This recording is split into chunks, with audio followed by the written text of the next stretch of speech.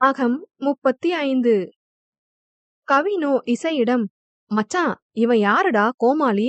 நமக்கு ஹெல்ப் பண்றதுக்குனே அளவெடுத்து செஞ்ச மாதிரி வந்திருக்கான் என கேட்க, இசையோ, டேய் மச்சான், நான் சொல்லிருக்கேன்ல பிரகாஷ், சாது கிட்ட லவ்வ சொல்லி அப்பா பேசி என்கிட்ட அற வாங்கினான்னு, அவன் இவன்தான் என கூற, பாருவோ, இவன் ஏதோ ஒன்னு சொல்லி கல்யாணத்தை நிப்பாட்டி சாதுவ பழிவாங்க தான் வந்திருக்கான்னு நினைக்கிறேன். அவன் பழிவாங்க இத செஞ்சாலும் நமக்கு இது நல்லதுதான். அவன் மூலமாவே கல்யாணம் நிக்கட்டும். இசை, நீ ஏதும் பேசாத என கூற, அப்பொழுது இசையை கண்ட பிரகாஷோ, ஓஹோ மிஸ்டர் நல்லவன், நீங்களும் இங்கதான் இருக்கீங்களா? அப்ப எல்லாம் முடிஞ்ச அப்புறம் பிளான் பண்ணிதான் அவ வேற கல்யாணம் பண்றா போல, நீங்களும் தம்பதிகளை வாழ்த்த வந்திருக்கீங்களோ என தவறாக பேச, இசை அவனை, ராஸ்கல், என்ன வார்த்தடா சொன்ன என அவனை அடிக்க வர, கவின், மச்சான் இரு, அவசரப்படாத என அவனை தடுத்தான். சீனிவாசனோ அவனிடம், நீ யாருடா? எதுக்கு கல்யாணத்துல பிரச்சனை பண்ற? என் பொண்ணு பத்தி இன்னும் ஒரு வார்த்தை தப்பா பேசுன, அவ்வளவுதான் சொல்லிட்டேன் என கேட்க, அவனோ, சார் கோபப்படாதீங்க, உங்க பொண்ணு பண்ண ஒரு காரியத்தை தான் சொல்ல வந்திருக்கேன் என கூறியவன் சந்தோஷிடம், இங்க பாருங்க, நீங்க தாலி கட்ட போற உங்க வருங்கால மனைவி செஞ்ச காரியத்தை பாருங்க என்றவன் செய்தித்தாளில் வெளியான செய்தி ஒன்றை எடுத்து காண்பித்தான். அதில் பிரபல இளம் பாடகர் இசைத்தமிழ் அவரது காதலியுடன் நடுசாலையில் குதூகலம் என அன்று சாலையில் அவள் தடுக்கி விழும்போது இவன் தாங்கி பிடித்திருந்த காட்சி புகைப்படத்துடன் கிசுகிசுவாக எழுதப்பட்டிருந்தது. அவனிடமிருந்து செய்தித்தாளை வாங்கிய சந்தோஷின் அப்பா அதனை கண்டு சீனிவாசனிடம், என்ன இது? என் பொண்ணு அப்படி, என் பொண்ணு இப்படின்னு சொன்னீங்க, இது என்ன என அந்த வாசகத்தை பார்த்து காட்ட, இசைக்கு என்ன நடந்தது என புரிந்தது. அதனை சீனிவாசன் வாங்கி பார்த்துவிட்டு அதிர்ந்தார். பிறகு நேராக சாதுவிடம் வந்தவர், சாதுமா, என்ன இது என கேட்க, அப்பொழுதுதான் அவள் வாங்கி பார்த்துவிட்டு மேலும் அதிர்ந்தாள். இது எப்பொழுது நிகழ்ந்தது என யோசிக்கவே அவளுக்கு சில நிமிடம் ஆனது. பிறகு ஞாபகம் வந்ததும் கூற வர, அதற்குள் இசையிடம் சென்றவர் அதனை அவனுக்கு காட்டி, என்ன தம்பி இது? உங்களை நம்பிதானே என் பொண்ண உங்க வீட்டுல தங்க அனுமதிச்சேன், நீங்க இப்படி பண்ணலாமா என கேட்க, இசையோ, ஐயோ அங்கிள், நிஜமா நீங்க எல்லாரும் நினைக்கிற மாதிரி இல்ல. அவ அன்னைக்கு கால் தடுக்கி கீழே விழ போனா, நான் அவ விழாம இருக்க பிடிச்சேன், அவ்வளவுதான்.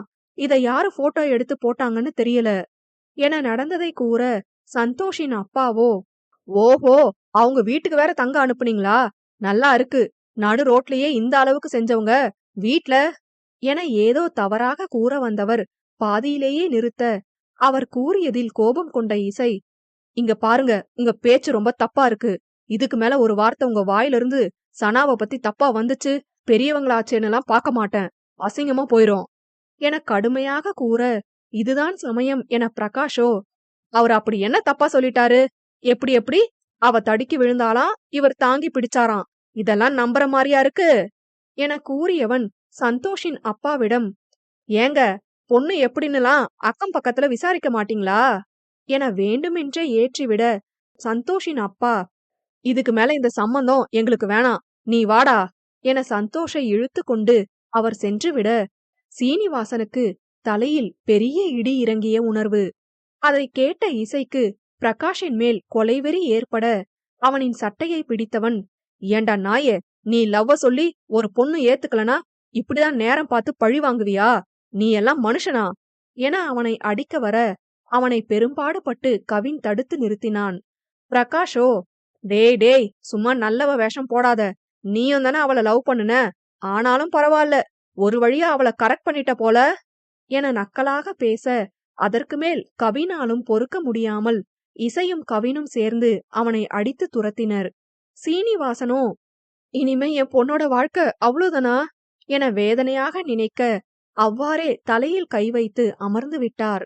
அதனை கண்டு பத்மாவும் அழ, அதனை காண பொறுக்காத சாது அவரிடம் ஓடி வந்து, அப்பா நம்புங்கப்பா, தமிழ் சொன்னதுதான் உண்மை, நான் விழ போனதுனாலதான் என்ன பிடிச்சான் என கூற, அவரோ, எனக்கு என் பொண்ணு மேல நம்பிக்கை இருக்குமா, ஆனா மத்தவங்க நம்பணுமேமா, இனிமே உன்னை கட்டிக்க யாரு வருவா என மனமுடைந்து கூற, இசைக்கோ என்ன கூறுவது என்றே தெரியவில்லை. நிஜமாகவே இந்த சம்பவம் யாரும் எதிர்பார்க்காததுதான். ஏதோ ஒன்று செய்து சனா கல்யாணத்தை நிறுத்துவாள் என்று மட்டுமே இசை கவின் பாரு எதிர்பார்த்திருக்க, இப்படி ஒரு அவப்பெயர் ஏற்படும் அளவிற்கு வரும் என கனவிலும் நினைக்கவில்லை. அவ்வாறு சனாவின் திட்டப்படி கல்யாணம் நின்றிருந்தால் ஏதேனும் கூறி சீனிவாசனை மனம் மாற்றி சனாவின் கழுத்தில் தாலி கட்டலாம் என்று மட்டுமே இசை நினைத்திருக்க, இப்பொழுது இப்படிப்பட்ட ஒரு சூழலில் அவரிடம் சென்று இதை பற்றி பேச அவனுக்கு மனம் வரவில்லை. ஆனால் வள்ளியோ, தயவு செஞ்சு என்ன மன்னிச்சிருங்க. தெரிஞ்சோ தெரியாமையோ உங்க பொண்ணு கல்யாணம் நிக்க என் பையன் காரணமாயிட்டான். உங்களுக்கு உங்க பொண்ணு மேல எவ்ளோ நம்பிக்கை இருக்கோ அதே மாதிரி எனக்கும் என் பையன் மேல நம்பிக்கை இருக்கு. ஆனா இந்த நம்பிக்கை கண்டிப்பா மத்தவங்க வைக்க மாட்டாங்க. நான் 2 பேரோட வாழ்க்கையையும் யோசிச்சுதான் இப்போ ஒன்னு சொல்ல போறேன் என கூற, அனைவரும் அவரை யோசனையாக பார்த்தனர். உங்களுக்கும் உங்க பொண்ணுக்கும் சம்மதம் இருந்தா என் பையன் இசையே உங்க பொண்ணு கழுத்துல தாலி கட்டுவான். எனக்கு இதுல பரிபூரண சம்மதம் என கூற, சீனிவாசன் யோசனையாக பார்க்க, சாதுவோ அதிர்ந்தாள். எது நடக்கக்கூடாது என்று இவ்வளவு நாள் தன் காதலை மறைத்து பாடுபட்டாளோ அது நிகழ்த்தப் போவதாக கூறினால் பாவம் என்ன செய்வாள்? சீனிவாசனுக்கோ என்ன பதில் கூறுவது என்று தெரியவில்லை. அவரோ, அந்த தம்பி வேற யாரையோ விரும்புறதா சொன்னாங்க. இப்போ எப்படி அவர் என் பொண்ணு கழுத்துல தாலி கட்டுவாரு? நீங்க கட்டாயப்படுத்தி கட்ட சொல்லி அப்புறம் என் பொண்ணு வாழ்க்கை என அவர் தயக்கமாக கூற, இசையோ, நான் லவ் பண்றது உங்க பொண்ணுதான் அங்கிள். காலேஜ் படிக்கும்போதே சனா கிட்ட நான் சொன்னேன். ஆனா அவ இப்ப வர அக்செப்ட் பண்ணல என கூற, அப்பொழுதுதான் அவருக்கு அன்று பாரு ஏன் அவ்வாறு கேட்டாள் என்று புரிந்தது. அவர் பார்வையிலேயே அவர் என்ன நினைக்கிறார் என்று புரிந்து கொண்ட பாரு, ஆமாம்பா, அன்னைக்கு அதனாலதான் உங்ககிட்ட அப்படி கேட்டேன். சாதுவ அவ்வளவு உண்மையா காதலிக்கிறான். சாது கிட்ட சொன்னதுக்கு அவ உங்க மனசு கஷ்டப்படக்கூடாது, உங்களுக்கு தலகுனிற நிலைமை வந்துடக்கூடாதுன்னு நினைச்சு இவன் லவ்வ அக்செப்ட் பண்ண மாட்டேன்னு சொல்லிட்டா என கூற, சீனிவாசனுக்கு தன் மகளை நினைத்து பெருமையாக இருந்தது. சாதுவுக்குத்தான் என்ன செய்வதென்றே தெரியவில்லை. கடவுளே ப்ளீஸ், அப்பா ஒத்துக்க கூடாது. இசை என்ன கல்யாணம் பண்ணிக்க கூடாது. நான் எதுக்காக இவ்ளோ நாளா போராடுறேனோ எல்லாம் வீணா போயிருமே. இல்ல இல்ல, நடக்க கூடாது என மனதினுள் போராடி கொண்டிருந்தாள்.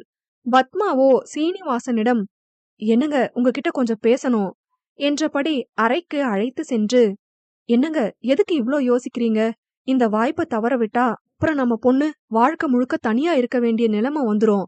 அந்த பையன் நம்ம பொண்ண நல்லா பாத்துப்பான்னு எனக்கு தோணுது என கூற, சீனிவாசனுக்கும் அதுவே சரியென பட்டது. பிறகு இருவரும் வெளியே வந்து சாதுவிடம், சாதுமா, இந்த தம்பிய கல்யாணம் பண்ணிப்பதானே நீ? உங்க 2 பேருக்கும் தான் கல்யாணம் ஆகணும்னு கடவுள் எழுதின விதி போல. அதான் நான் முடிவு பண்ண கல்யாணம் நின்னு இப்ப இப்படி ஆகி இருக்கு என கூற, தன் தந்தையின் சம்மதத்தை எண்ணி அதிர்ந்த சாதுவோ, அப்பா ப்ளீஸ், தமிழ் என் ஃப்ரெண்டு, அவனை என்னால கல்யாணம் பண்ணிக்க முடியாது. ப்ளீஸ் பா, வாழ்க்கை முழுக்க நான் உங்க கூடயே இருந்துக்கிறேன்பா. ப்ளீஸ், இப்ப கல்யாணம் பண்ணிக்கிற மனநிலையில நான் இல்ல என ஏதேதோ காரணம் கூறி கல்யாணத்தை நிறுத்த முயல, பத்மாவோ, நாங்க தலகுனிய கூடாதுன்னு தானே இந்த தம்பி காதல சொன்னப்ப வேணாம்னு சொன்ன. இப்ப நீ அவரை கல்யாணம் பண்ணினாதான் நாங்க தலை நிமிர்ந்து வாழ முடியும். எங்கள தலகுனிய வைக்கிறதும் நிமிர வைக்கிறதும் உன் கையில தான் இருக்குடி என கெஞ்சுவது போல, சீனிவாசனும், ஆமா சாதுமா, உன்னை கெஞ்சி கேக்குறோம் என கையெடுத்து கும்பிட, அவளோ, பா என்னப்பா பண்றீங்க நீங்க என விசும்பி அழ, எங்களுக்கு வேற வழி தெரியலமா என மனமுடைந்து கூறினார் சீனிவாசன். அவளுக்கோ மனதில் பல போராட்டங்கள் நிகழ்ந்து கொண்டிருக்க முடிவெடுக்க இயலாத நிலையில் தத்தளித்துக் கொண்டிருந்தாள். அவளின் நிலை அறிந்த இசையோ, இல்ல, அவளை கட்டாயப்படுத்த வேணாம். அவளுக்கு சம்மதம் இல்லாம இந்த கல்யாணம் நடக்க வேணாம். அவ எப்ப சம்மதம் சொல்றாளோ அதுவரை இவ்ளோ நாள் காத்திருந்த மாதிரி இன்னும் காத்திருக்கிறேன். ஆனா எப்ப இருந்தாலும் அவ கழுத்துல நான் தான் தாலி கட்டுவேன். அதனால சாதனா வாழ்க்கையை நினைச்சு நீங்க கவலைப்பட வேண்டாம். கவின், நீ அம்மாவையும் முகியையும் கூட்டிட்டு வீட்டுக்கு போ, நான் கிளம்புறேன் என கூறிவிட்டு விறுவிறுவென வெளியேறி விட்டான். மண்டபத்தில் இருந்து கூட்டமும் கொஞ்சம் கொஞ்சமாக குறைய தொடங்கியது. சீனிவாசனோ, ஏன் சாது, இந்த மாதிரி ஒரு மாப்பிள நானே தேடுனா கூட கிடைக்க மாட்டாங்க. நீ ஏன் இவ்ளோ பிடிவாதம் பிடிக்கிற? ஃப்ரெண்டா இருந்தா கல்யாணம் பண்ணிக்க கூடாதா என்ன? இங்க பாரு சாது, நாங்க பாக்குற மாப்பிள யாரா இருந்தாலும் கட்டிக்கிறேன்னு நீ தானே சொன்ன. இப்ப சொல்றேன் கேட்டுக்கோ. நாங்க பார்த்த மாப்பிள இப்ப இசைதான். இப்ப மட்டும் இல்ல, எப்பவும் அவருதான். கூடிய சீக்கிரம் சம்மதிப்பன்னு நம்புறோம் என கெஞ்சலாக ஆரம்பித்து கண்டிப்புடன் கூற, பத்மாவும் அவர் பங்கிற்கு, ஆமாண்டி, அவரை தவிர உன்னை யாராலையும் நல்லா பாத்துக்க முடியாது. அது மட்டுமில்ல, ஊர் உலகத்துக்கே இப்போ நீதான் அவரோட காதலின்னு தப்பான செய்தி பரவிடுச்சு. அத உண்மையா ஆக்குனாதான் அவங்க வாய் அடங்கும். இல்லனா கண்ட பேச்சுக்கு ஆளாக வேண்டி வரும். அப்புறம் எங்களால வெளிய தல காட்ட முடியாது. நாங்க இப்ப சொல்றத நீ சுயநலமா நெனச்சாலும் சரி, எப்படி நெனச்சாலும் சரி, எங்களுக்கு எங்க பொண்ணு வாழ்க்கை முக்கியம். அவ்வளவுதான் சொல்ல முடியும் என கூற, சாதுதான் இருதலை கொள்ளி எறும்பாய் துடித்தாள். பிறகு மண்டபத்தை காலி செய்துவிட்டு அனைவரும் வீட்டிற்கு வர, சாதுவோ தன் அறைக்குள் சென்று கதவடைத்து அழ ஆரம்பித்து விட்டாள். நான் என்ன பண்ணுவேன் இப்போ? உண்மையை என்னால சொல்லவும் முடியாது, சொல்லாம இருக்கவும் முடியாதுங்கிற நிலைமையில இருக்கேனே. தமிழ எவ்ளோ உருகி உருகி நான் காதலிச்சேன். நான் காதலிச்சவன கட்டிக்க சொல்லி என் அப்பா அம்மாவே சொல்றாங்க. இப்படி ஒரு வாய்ப்பு யாருக்குமே கிடைக்காது. ஆனா வாய்ப்பு கிடைச்சும் என்னால சந்தோஷமா இருக்க முடியல. இதுதான் என் விதியா? காதலிக்கிற ஒவ்வொரு பொண்ணும் எந்தெந்த விஷயத்துக்காக எல்லாம் ஏங்குவாங்களோ எல்லாமே எனக்கு கிடைச்சும் என்னால எதையும் ஏத்துக்க முடியல. இந்த மாதிரி நிலைமை யாருக்குமே வரக்கூடாது, யாருக்குமே வரக்கூடாது என மனதினுள் கதறிக் கொண்டிருந்தாள். ஆம், பொதுவாகவே நாம் ஆசைப்படுகின்ற விஷயம் நமக்கு கிடைக்கவில்லையெனில் மனம் வலிக்கும். ஆனால் நாம் எதை ஆசைப்பட்டோமோ அதுவே கிட்டியும் அல்லது கிட்ட வாய்ப்பிருந்தும் அதனை நாமே மறுப்பது அதைவிட கொடுமையானது. சில நேரம் விதியின் செயல் இது போன்று கொடுமையாகத்தான் இருக்கிறது. அந்நேரம் அழுது கரைவதை விட நம்மால் என்ன செய்ய இயலும்? சாதுவின் அறைக்கதவை பாரு தட்ட, தன் கண்ணீரை துடைத்துக் கொண்டு வந்து திறந்தாள் சாது. உள்ளே வந்து இருவரும் அமர்ந்திருக்க, சாதுவோ இலக்கில்லாமல் சுவரை வெறித்துக் கொண்டிருந்தாள். பாருவுக்கும் என்ன சொல்லி ஆறுதல் கூறுவது என்று தெரியவில்லை. சாது, எனக்கு உன் நிலைமை ரொம்ப நல்லாவே புரியுதுடி. உன் நிலைமை யாருக்குமே வரக்கூடாதுடி என கூற, அவ்வளவு நேரம் அடக்கி வைத்த வலியெல்லாம் பாருவை கட்டி அணைத்து கதறியபடி கொட்டினாள். சாது, அழாதடி ப்ளீஸ் என அவளை சமாதானமாக்க முயற்சித்தாள் பாரு.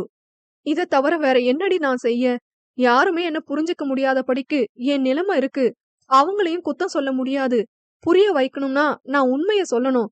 ஆனா என் அப்பா அம்மாவுக்கு விஷயம் தெரிஞ்சா உடைஞ்சு போயிருவாங்க. தன்னோட பிள்ளைக்கு குழந்தையே பிறக்காதுன்னு தெரிஞ்சா எந்த பெத்தவங்களாலதான் தாங்கிக்க முடியும்? நான் ஒரே பொண்ணு, என்னோட குழந்தைய தூக்கி கொஞ்சணும்னு அவங்களுக்கும் ஆசை இருக்காதா? அந்த டாக்டர் பாட்டுக்கு அவங்க தப்பு செஞ்சுட்டு அந்த குற்ற உணர்வு தாங்காம போய் சேர்ந்துட்டாங்க. நானும் செத்தா மட்டும்தான் நிம்மதியா இருப்பேன் போல என கூற, அவள் கூறியதை கேட்டு பதறிய பாரு அவளை பலாரென அடித்தாள். அறிவிற்கு அடி உனக்கு? என்ன பேசுறன்னு தெரிஞ்சுதான் பேசுறியா என கோபமாக கேட்க, அவள் அடித்ததின் வலி கூட உணராமல் வெறித்து கொண்டிருந்தாள். ஆனால் கன்னம் மட்டும் சிவந்திருந்தது. அதனை கண்டு பாருவுக்கே கஷ்டமாக இருக்க, பிறகு அவளே, சாது சாரிடி, கோபத்துல அடிச்சிட்டேன். ஏண்டி சாகரத்தை பத்தியெல்லாம் பேசுன? நீ இல்லாம நாங்க எல்லாரும் சந்தோஷமாவா இருப்போம் என அவள் கன்னத்தை வருடிவிட, அவளோ, இல்லடி, அப்படி கோழத்தனமான முடிவெல்லாம் எடுக்க மாட்டேன். மனசுல அவ்ளோ வலி இருக்கு பாரு. அந்த வலியில வந்த வார்த்தை தான் அது. நீ அடிக்கிற வலி அதை விட எல்லாம் பெருசு இல்ல. நீ என்ன அடிச்சதுக்கு போய் சாரி கேக்குற? உனக்கு எல்லா உரிமையும் இருக்கு என்றாள் விரக்தியாய் சிரித்தபடி. சாது, ப்ளீஸ் டி, இசைக்கிட்ட உண்மையை நீ சொல்லு. அவன் காதல் உண்மைன்னு உனக்கு தெரியும் தானே? அவன் உன்னை ஏத்துப்பான்டி. அதுதான் எனக்கு தெரியுமேடி. அவன் என்ன கண்டிப்பா ஏத்துப்பான். ஆனா நாள பின்ன இந்த விஷயம் வெளியே வராமையா போயிரும். அப்போ உண்மை தெரிஞ்சாலும் என் அப்பா அம்மா கவலைப்படுவாங்க. இவங்க மட்டும் இல்ல, தமிழோட அப்பா அம்மாவை நினைச்சு பாரு. அவங்களுக்கு இருக்கிறது ஒரு பையன். யாருக்குதான் மனசு வரும் என்ன மாதிரி ஒரு பொண்ணை கட்டி வைக்க? உண்மை தெரிஞ்சு எல்லாருக்கும் கஷ்டம் கொடுக்கறத விட இப்படியே இருக்கிறது நல்லதுன்னு தோணுது பாரு என்றாள் அழுதபடி. அவள் கூறுவதும் பாருவிற்கு சரியாகவே பட்டது. இருந்தும் தன் தோழியை இவ்வாறு விடவும் மனமில்லை. என்ன செய்யலாம் என யோசித்துக் கொண்டிருக்க, சட்டென ஒரு யோசனை தோன்றியது. ஏ சாது, ஒரு ஐடியா. அந்த டாக்டர் அவங்க பொண்ணு உனக்கு கண்டிப்பா சரி பண்ணுவாங்கன்னு சொல்லிட்டு தானே செத்து போனாங்க. நாம ஏன் அவங்க பொண்ணை தேடி போய் இதுக்கு ஒரு வழி கேட்க கூடாது? ஒருவேளை இந்த பிரச்சனை கூடிய சீக்கிரம் சரியாயிடுச்சுன்னா நல்லது தானே என யோசிக்க, சாதுவுக்கு அப்பொழுதுதான் இப்படி ஒரு விஷயமே நினைவுக்கு வந்தது. ஏதோ திக்கு தெரியாத காட்டில் தவித்துக் கொண்டிருந்த நேரம் சிறு வழி கிடைத்த உணர்வு சாதுவுக்கு. இவ்வளவு நாள் பிரச்சனையையும் அதனால் ஏற்படும் விளைவையும் மட்டும் யோசித்துக் கொண்டிருந்தவளுக்கு விடை தேட யோசனை வரவில்லை. அவ்வாறு வந்திருந்தாலும் அந்த சமயம் பாருவுக்கு கூட தெரியாமல் மருத்துவரிடம் எவ்வாறு செல்வதென்று சிந்தித்தே எந்த முயற்சியும் எடுக்காமல் இருந்திருப்பாள். இப்பொழுது அதை பற்றி யோசித்தவளுக்கு முயற்சித்தால் என்ன என்றுதான் தோன்றியது. பாரு, அப்பா அம்மாக்கு தெரியாம செய்ய முடியுமாடி? ஒருவேளை தெரிஞ்சிருச்சுனா என கேட்க, இல்ல சாது, அதெல்லாம் பாத்துக்கலாம், நான் இருக்கேன்ல, சமாளிச்சுக்கலாம் என நம்பிக்கை தர, இப்பொழுது ஏதோ புது தெம்பு கிடைத்தது போல் உணர்ந்தாள் சாது. அந்த டாக்டரோட பொண்ணு யாருன்னு முதல்ல கண்டுபிடிக்கலாம்டி. கண்டுபிடிச்சிடலாம் சாது. கூடிய சீக்கிரம் இதுக்கு ஒரு தீர்வை கண்டுபிடிச்சு உன் வாழ்க்கை எந்தவித பிரச்சனையும் இல்லாம நிம்மதியா சந்தோஷமா இருக்கும்டி, கண்டிப்பா என சாதுவை விட மிகவும் மகிழ்வாக கூறினாள் பாரு.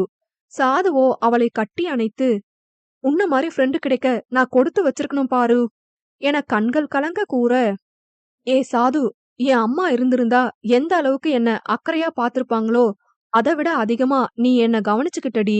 நான் ஏதாவது தப்பு செஞ்சா கண்டிக்கிறதாகட்டும், சாப்பிடலனா சாப்பிட வைக்கிறதாகட்டும், என் அம்மா அப்பாவை நினைச்சு அழுகிறப்ப எல்லாம் உன் மடியில என்ன தூங்க வச்சதாகட்டும், இப்படி நிறைய விஷயம் பாட்டி அளவுக்கு நீ கவனிச்ச. நீயும் பாட்டியும் எனக்கு என் அம்மா மாதிரிதான். நீ செஞ்சதுக்கெல்லாம் நான் செஞ்சது பெரிய விஷயமே இல்ல என அங்கே பாசமழை பொழிந்து கொண்டிருந்தனர்.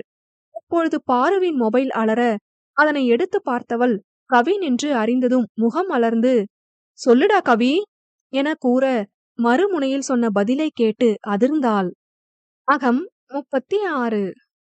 அதிர்ந்த பாருவின் முகத்தை பார்த்து ஏதோ சரியில்லை என்று உணர்ந்த சாது அவளிடம், ஏ பாரு, என்னடி ஆச்சு என படபடப்பாக கேட்க, பாருவோ, சொல்றேன், என் கூட வெளியே வா ஒரு நிமிஷம் என கூறியவள் வெளியில் வந்து பத்மாவிடம் கோவில் சென்று வருவதாக கூறிவிட்டு சாதுவை அழைத்து கொண்டு வெளியே வந்தாள்.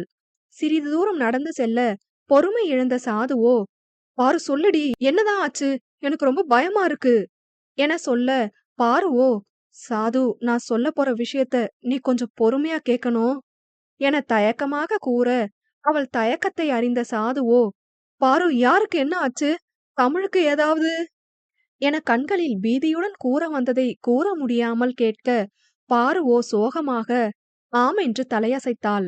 அதனை கண்டு அதிர்ந்த சாதுவோ, பாரு, என்னடி சொல்ற, தமிழுக்கு என்ன ஆச்சு என கண்கள் கலங்கியபடி கேட்க, மண்டபத்திலிருந்து இசை வெளியே பைக்ல கிளம்பி போகும்போது ஒரு சின்ன ஆக்சிடென்ட் ஆகிடுச்சாம்டி, இப்பதான் கவின் சொன்னான் என தயங்கி தயங்கி கூற, சாதுவோ நொறுங்கி விட்டாள். ஆக்சிடென்டா? ஐயோ, நான் தானே இதுக்கும் காரணம், எனக்கு மட்டும் ஏன் இப்படி நடக்குது என அங்கேயே அழ ஆரம்பிக்க, பாருவோ, ஏ சாது, நீ நினைக்கிற மாதிரி பெரிய ஆக்சிடென்ட் எல்லாம் இல்லடி, இப்போ நல்லா இருக்கான் என கூற, இல்ல, நான் என் தமிழை இப்பவே பார்க்கணும், வாடி போலாம் என பாருவை அழைத்து கொண்டு மருத்துவமனைக்கு விரைந்தாள். வரவேற்பறையில் விசாரித்துவிட்டு தமிழ் இருக்கும் அறைக்கு சென்றனர். அந்த நேரம் அங்கு கவி இல்லை. உள்ளே அறையில் இசையிடம் மருத்துவர் பேசிக் கொண்டிருந்தார். அறை கதவை திறக்க போன சாது, நான் ஒரு விஷயம் சொல்றத கேட்டு நீங்க பேனிக் ஆக வேண்டாம், கொஞ்சம் தைரியமா கேளுங்க என மருத்துவர் கூறிக்கொண்டிருக்க, அவர் கூறிய வார்த்தைகள் சாதுவை உள்ளே போக விடாமல் வெளியில் நின்று கேட்க வைத்தது. அவர் கூறியதை கேட்டு சாதுவின் மனதில் ஏதோ பயம் எழ பாருவை பயந்தபடி பார்த்தாள். பாருவுக்கும் அதே மனநிலைதான். மேலும் வெளியில் நின்றபடி கேட்க ஆரம்பித்தனர். சொல்லுங்க டாக்டர், என்னாச்சு எனக்கு? பெருசா ஏதோ அடி இல்லைன்னு தானே சொன்னீங்க. இப்ப நீங்க சொல்றத கேட்டா லேசா பயம் வருது. சீக்கிரம் சொல்லுங்க டாக்டர் என இசை படபடப்பாக கேட்க, அவனை விட சாதுவுக்குத்தான் இதயம் தாறுமாறாக துடித்தது. அது மிஸ்டர் இசை தமிழ், இந்த ஆக்சிடென்ட் உங்களுக்கு பெருசா ஏதும் பாதிப்பு கொடுக்கலன்னு தான் நினைச்சோம். ஆனா ஸ்கேன் பண்ணி பார்த்தா அப்புறம் தான் தெரிஞ்சது, உங்களுக்கு உங்க முதுகு தண்டுல தோரா கொழும்பர் T11 சொல்லக்கூடிய ஒரு பக்கத்துல சின்னதா அடிபட்டிருக்கு.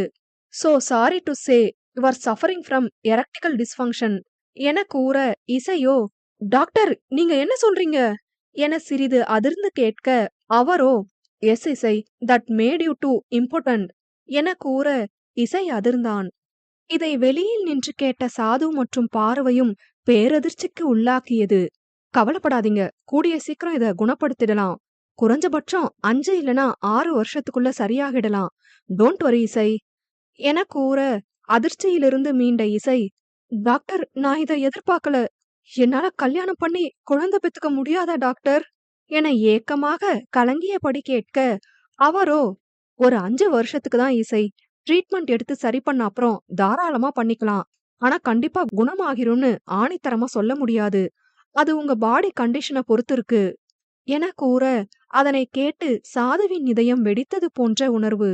தன்னை முயன்று கட்டுப்படுத்தியவன் மருத்துவரிடம், இது குணமாகற வர யார்கிட்டயும் சொல்ல வேணாம் டாக்டர். என்னாலேயே இத தாங்கிக்க முடியல. மத்தவங்களால சுத்தமா தாங்க முடியாது. ப்ளீஸ் டாக்டர் என கெஞ்ச, அவரும் ஓகே இசை, நான் யார்கிட்டயும் சொல்லல. பட் இதனால கம்மிங் 5 இயர்ஸ்ல உங்களுக்கு வரப்போகிற பிரச்சனைய மட்டும் ஹேண்டில் பண்ணிக்க ட்ரை பண்ணுங்க. We will do our best இசை என கூறிவிட்டு மருத்துவர் செல்ல போக, சாதுவோ வாய்ப்பொத்தி அழுதபடி இசையை பார்க்காமலே வெளியே ஓடி வந்து விட்டாள். வந்தவள் மருத்துவமனைக்கு வெளியே அமைந்திருந்த பூங்காவில் அமர்ந்து கதறி அழுதாள். அவளை பின்தொடர்ந்தபடி பாரு வந்தாள். பாருவுக்கும் மிகவும் வருத்தமாக இருந்தது. சாதுவோ, ஏன் பாரு எனக்கு மட்டும் இப்படியெல்லாம் நடக்குது? என் வாழ்க்கையில சந்தோஷங்கிறது கொஞ்சம் கூட இருக்கக்கூடாதுன்னு அந்த கடவுள் முடிவு பண்ணிட்டாரா? அவன் கூட சேர்ந்து வாழத்தான் கொடுத்து வைக்கல. சரி, அவன் மட்டும் சந்தோஷமா வாழ்றத பார்த்தாவது சந்தோஷப்பட்டுக்கலாம் தானடி நான் நினைச்சேன். எந்த காரணத்துக்காக நான் அவன்கிட்ட இருந்து விலகி போனேனோ, கிட்டத்தட்ட அந்த விஷயமே இப்ப அவனுக்கு நடந்திருக்கு. அவனோட இந்த நிலைமைக்கும் நான் தானே காரணம். எல்லாம் என்னாலதான் என்னாலதான். கோபமா பைக்க ஓட்டிட்டு போயிருப்பான். எல்லாத்துக்கும் காரணம் நான் தான் என பாருவிடம் கதறி அழுதாள் சாது. பாருவோ, சாது அழாதடி, கஷ்டமா இருக்கு. அந்த கடவுள் ஏன் உனக்கு இப்படி எல்லாம் பண்றாரு? சரியாயிடும் சாது என ஆறுதல் கூறினாள். பாரு, நான் என்னடி தப்பு பண்ண? தமிழ காதலிச்சது தப்பா? காதலிச்சும் அவனுக்கு கஷ்டம் கொடுக்க கூடாதுன்னு எனக்கு நடந்த விஷயத்த மறைச்சு அவனை விலக நினைச்சது தப்பா? நான் நல்லது நினைச்சு தானடி பண்றேன். ஆனா எனக்கு மட்டும் எல்லாமே கெட்டதாவே நடக்குதே. நான் என்ன பண்ணுவேன் என மேலும் அழுக, பாருதான் சமாதானம் செய்ய முடியாமல் திணறினாள். முழுவதுமாக அழுது முடிக்கட்டும், அப்பொழுதாவது அவள் மனதின் பாரம் குறையலாம் என்று நினைத்த பாருவும் அவள் முதுகினை தடவி விட்டபடி காத்திருந்தாள். சில நேர அழுகைக்குப் பின் தன் கண்ணீரை துடைத்து தீர்க்கமாக ஒரு முடிவெடுத்து விட்டு நிமிர்ந்தவள் எழுந்து இசையின் அறையை நோக்கி சென்றாள். பாருவும் யோசனையாக அவளின் பின்னே சென்றாள். அறையினுள்ளே நுழைவதற்கு முன் வாசலில் நின்று பெருமூச்சு விட்டவள் முயன்று தன்னை இயல்பாக்கிக் கொண்டு கதவை திறந்து உள்ளே சென்றாள்.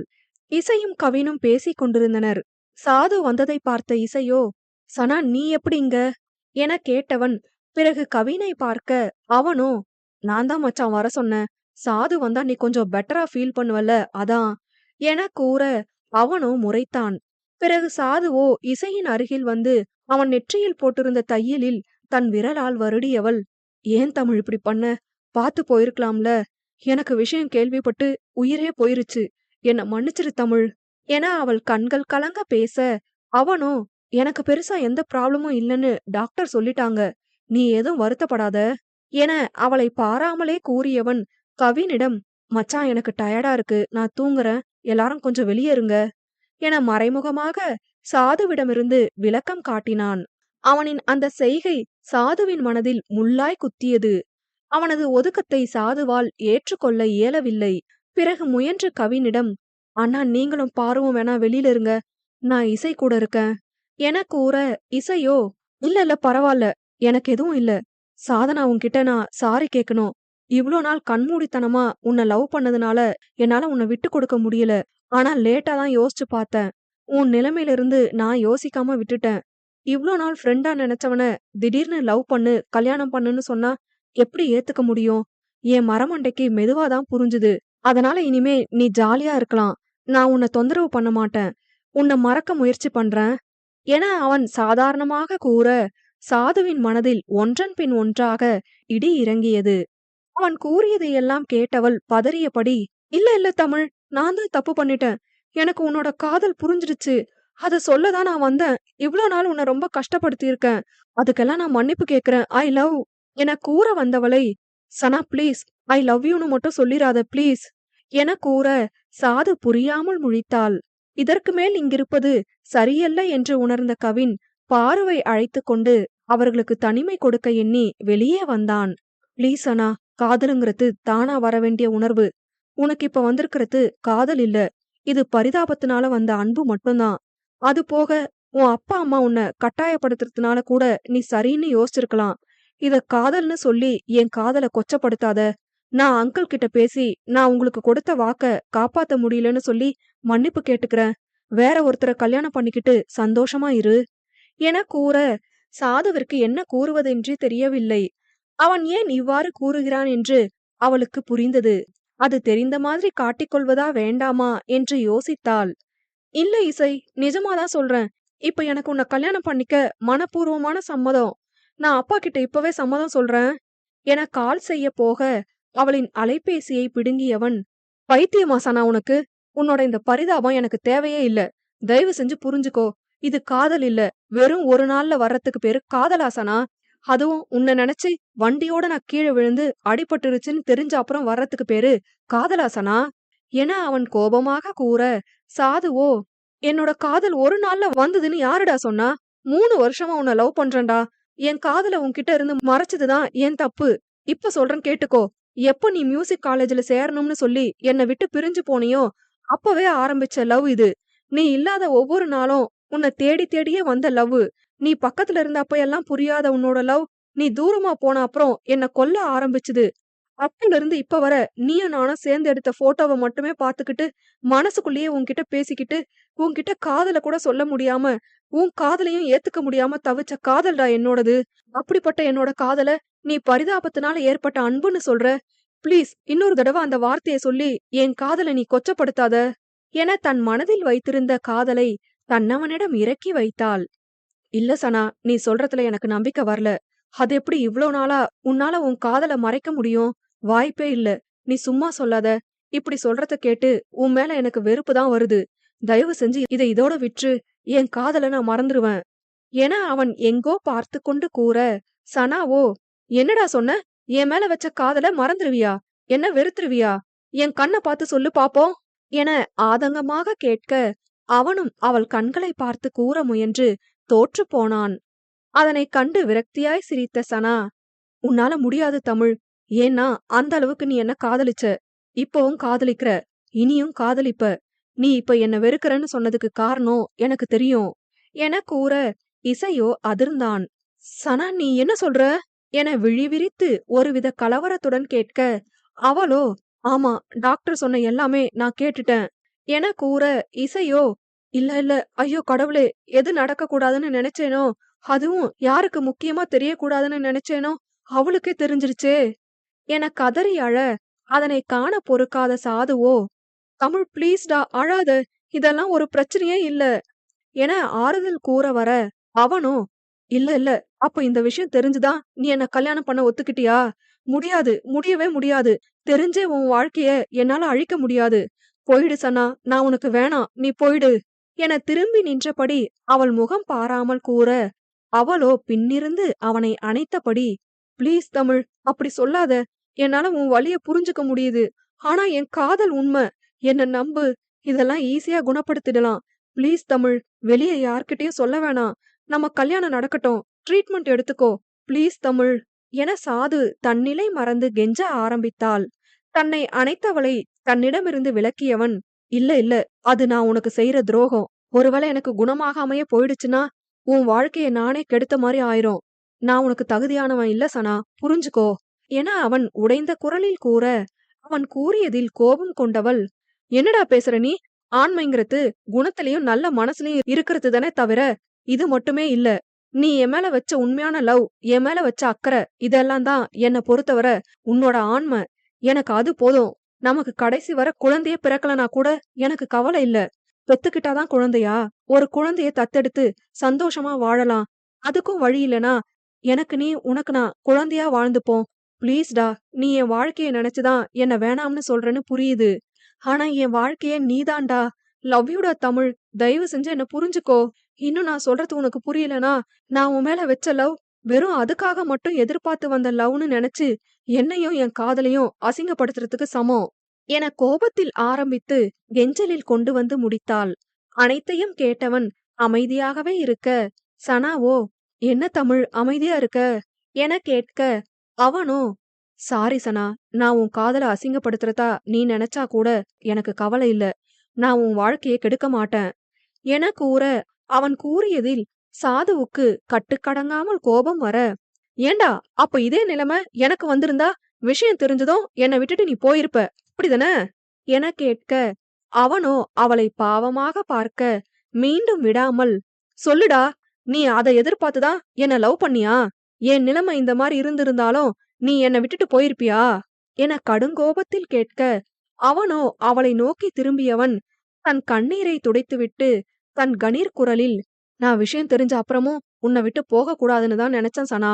ஆனா நீதான் அதுக்கு சம்மதிக்கல என கூற சாது அதிர்ந்தாள்.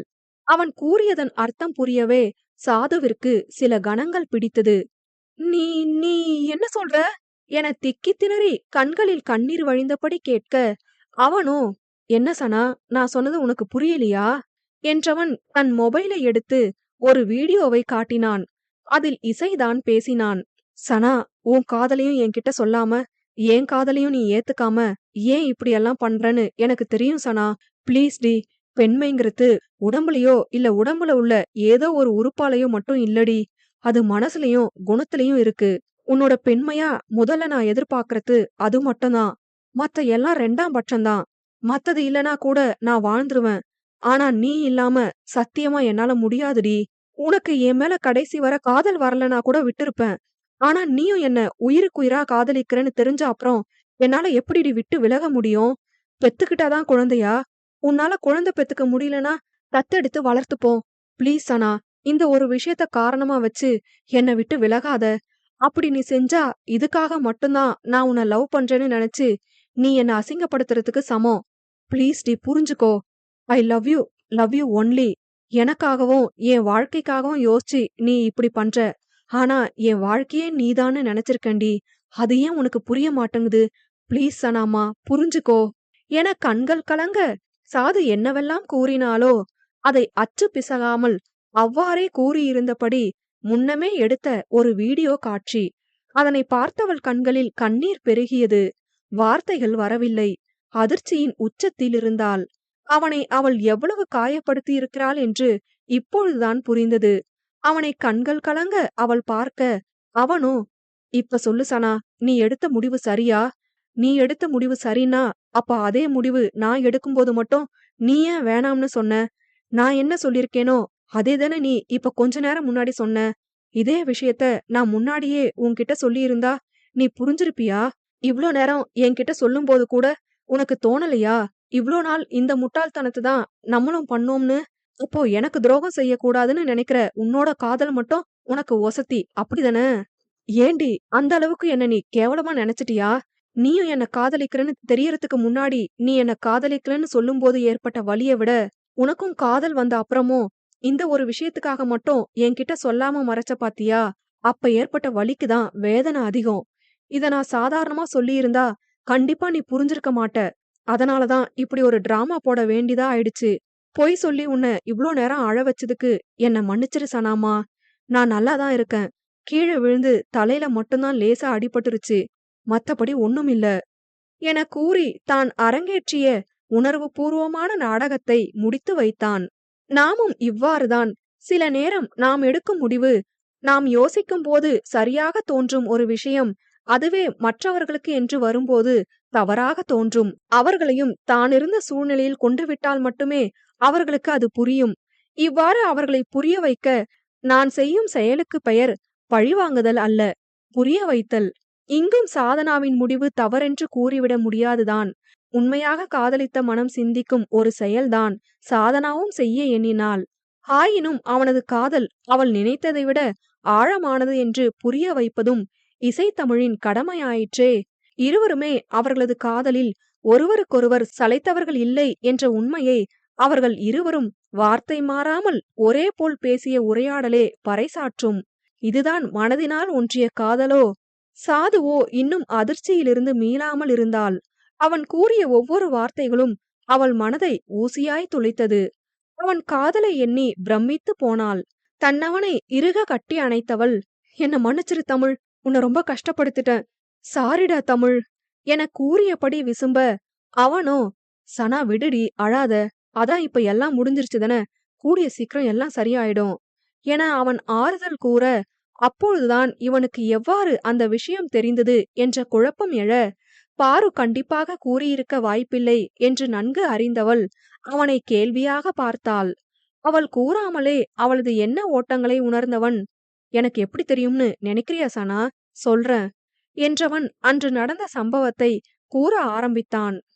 அகம் 37. அன்று சென்னையில் சாதுவிற்கு இசை இன்னும் அவளை காதலிக்கிறான் என்ற உண்மை தெரிந்தபோது அவள் கோபமாக திட்டிவிட்டு மறுநாள் ஊருக்கு செல்வதாக கூறிவிட்டு சென்று விட்டாள். அன்று இரவு இசைக்கு உறக்கமே வரவில்லை. ஏன் இவ்வாறு அவள் காதலை கூற மறுக்கிறாள் என்ற கேள்வி அவனை உறங்க விடவில்லை. அதை எவ்வாறு கண்டுபிடிப்பது என்றும் தெரியவில்லை. உறக்கம் வராமல் தவித்தவன் வீட்டின் வெளியே வந்து தனது பைக் மேல் அமர்ந்தபடி நிலவினை வெறிக்க ஆரம்பித்தான். அப்பொழுது அவனது பைக்கில் இருந்த பைக்குள் அன்று புத்தக கண்காட்சியில் வாங்கிய அகமெல்லாம் அவள் முகமே. புத்தகம் கண்ணில் பட்டது. அதனை பார்த்தவன், அட, இந்த புக் இங்கேதான் இருக்கா?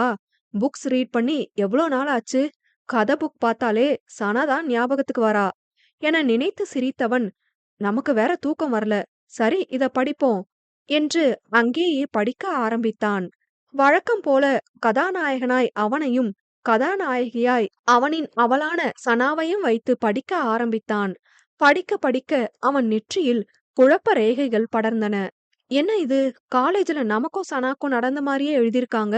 நான் சனா கிட்ட எப்படி லவ் சொன்னேனோ அதே மாதிரியே எழுதியிருக்காங்க என யோசித்தவன் குழப்பத்தோடு பாதி கதை வரை, அதாவது நிஜத்தில் சொல்ல வேண்டுமானால் இசைக்கல்லூரி சென்று சேரும் வரை படித்து முடித்திருந்தான். வாசிக்கையில் மேலும் மேலும் குழப்பங்கள்தான் அதிகரித்தன இசைக்கு. என்னடா இது, அப்படியே எழுதியிருக்காங்க. கதாபாத்திரம் பெயரை மாத்திருக்காங்க. அப்புறம் நிஜத்துல நான் ஒரு சிங்கர். இதுல அத மட்டும் கொஞ்சம் மாடுலேட் பண்ணி நடிகரா காமிச்சிருக்காங்க. நம்ம மியூசிக் காலேஜ் போனோம். இதுல ஹீரோ பிலிம் இன்ஸ்டிடியூட் போயிருக்கான். மத்தபடி அப்படியே நமக்கு நடந்த மாதிரியே இருக்கே என யோசித்தவனுக்கு குழப்பங்கள் ஏற்பட்டாலும் அடுத்து என்ன ஆகும் என ஆவல் பெருகியது. அடுத்து சாதுவிற்கு இசையின் மேல் காதல் ஏற்படும் படலம். அதை படித்தவனுக்கு ஏனோ சாதுவே அவனிடம் காதலை கூறிய உணர்வு தோன்றியது. ஆனால் அந்த மகிழ்ச்சி அவன் படிக்க படிக்க கட்டுக்கடங்காத கோபமாக மாறியது. ஆம், மருத்துவர் தவறாக செய்த சிகிச்சை பற்றிதான் வாசித்துக் கொண்டிருந்தான். ச்ச, என்ன இது, இப்படிதான் கவனம் இல்லாம ஆபரேஷன் பண்ணுவாங்களா? கொஞ்சம் கூட பொறுப்பே இல்ல. ஐயோ, என் சனாவை வேற நினைச்சு வாசிக்க ஆரம்பிச்சிட்டேனே. எனக்கு செம கோபம் வருது. இவங்களோட கவனச்சிதறலால அந்த பொண்ணோட வாழ்க்கையே கேள்விக்குறியா நிக்குதே என மனதினுள் அர்ச்சித்தவன் மேலும் வாசிப்பை தொடரலானான். அதன் பிறகு சாது தனக்குள் தோன்றிய காதலை தனக்குள்ளே மறைத்ததை வாசித்தவனுக்கு மேலும் மேலும் குழப்பம் அதிகரித்தது. இதே மாதிரிதானே சனா என்கிட்ட லவ்வ சொல்லாம மறைக்கிறா. அப்ப சனாக்கு இந்த மாதிரி ஏதும் காரணம் என யோசித்தவனுக்கு அதற்கு மேல் யோசிக்க முடியவில்லை. இல்ல இல்ல, அப்படியெல்லாம் இல்ல, சனாக்கு அப்படி எதுவும் ஆகிருக்காது என தனக்குத்தானே சமாதானம் கூறியவன் மேலும் படித்தான். அதன் பிறகு கதாநாயகன் உண்மையை கண்டுபிடித்து அந்த மருத்துவரின் மகளின் மூலம் கதாநாயகியின் பிரச்சனையை சரி செய்து போராடி கதாநாயகியை திருமணம் செய்து முடித்ததாக கதை முடிக்கப்பட்டிருந்தது. இந்த கதை யார் எழுதியிருப்பாங்க? சனா எழுதின கதையா இருக்க வாய்ப்பே இல்ல. அவ சாதனான்னு அவ பேர்லயே தான் கதை எழுதுறா. அப்ப இதை யார் எழுதியிருப்பா? அதுலயும் பாதி வர எங்க வாழ்க்கையில நடந்த விஷயங்கள். சரி, அப்ப நாளைக்கு இந்த கதையை எழுதின கதா ஆசிரியரை சந்திச்சு கேட்போம். முதல் பாதி எங்க வாழ்க்கையை எழுதினவங்க அடுத்த பாதிய ஏன் இவ்ளோ மன கஷ்டம் ஏற்படுற மாதிரி எழுதியிருக்காங்க, அதுக்கும் சேர்த்து சொல்லிட்டு வருவோம் நாளைக்கு என்று நினைத்தவன் பிறகு தூங்க சென்றான். பிறகு மறுநாள் விடிந்ததும் விறுவிறுவென அந்த புத்தகத்தை பதித்த பதிப்பகத்திற்கு செல்ல ஆயத்தமாக அந்த நேரம்தான் சனாவும் பாருவும் ஊருக்கு கிளம்ப தயாராக இருந்தனர். அன்று சனாவின் பிரிவின் ஏக்கத்திற்கு பதிலாக அவன் முகத்தில் இருந்த குழப்பத்திற்கு இதுவே காரணம். பிறகு இருவரையும் கார் ஏற்றிவிட்ட பிறகு தன் குழப்பத்திற்கான விடை தேடி சென்றான் பதிப்பகத்திற்கு.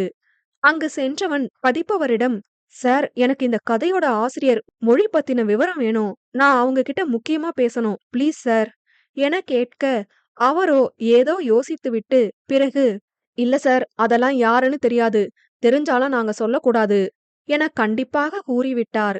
இசையும் 2-3 முறை கேட்டு பார்த்தான். அவர் முடியவே முடியாது என்று கூறிவிட்டார். ச்ச, என்ன இது, இவங்க எதுவும் சொல்லவே மாட்டேங்கிறாங்களே, என்ன பண்ணலாம் என யோசித்துக் கொண்டிருக்க அப்பொழுது முகி அங்கு ஆட்டோவில் வந்து இறங்கினாள். இறங்கியவள் தனது கையில் உள்ள விலாசத்தை சரிபார்த்து பதிப்பகத்திற்குள் தான் வந்தாள். அவளை கண்டவன், முகி இங்க என்ன செய்றா? அவளும் இங்கதான் வராளா என யோசித்தவன் அங்கிருக்கும் சுவரின் பின் நின்று கொண்டு பார்த்தான். நேராக வந்த முகியோ பதிப்பவரிடம், சார், அகமெல்லாம் அவள் முகமே ஆசிரியர், மொழிய பார்க்கணும். அவங்க அட்ரஸ் இல்லனா நம்பர் கொடுக்க முடியுமா என கேட்க, அவரோ மறுபடியும் ஏதோ சிந்தித்துவிட்டு, உங்க பேர் என்னங்க என கேட்க, இவளோ முகிழினி என கூற, அவரோ மீண்டும் யோசித்துவிட்டு, சாரி, அவங்க அட்ரஸ் நம்பர் எல்லாம் கொடுக்க எங்களுக்கு ரைட்ஸ் கிடையாது. இப்போ ஒருத்தர் வந்து கேட்டாரு, அவர்கிட்ட சொன்னேன், அடுத்து நீங்களா என கேட்டவர் தனது வேலையை பார்க்க, முகியோ எனக்கு முன்னாடி யாரோ வந்து கேட்டிருக்காங்களா, யாரா இருக்கும் என யோசித்தபடி வெளியில் வர, இசையோ என்ன இது, நம்ம கிட்ட அப்பவே முடியாதுன்னு சொன்னவரு முகி கேக்கும்போது பேர் என்னன்னு கேட்டுட்டு யோசிச்சு பதில் சொன்னாரு, என்னவா இருக்கும்?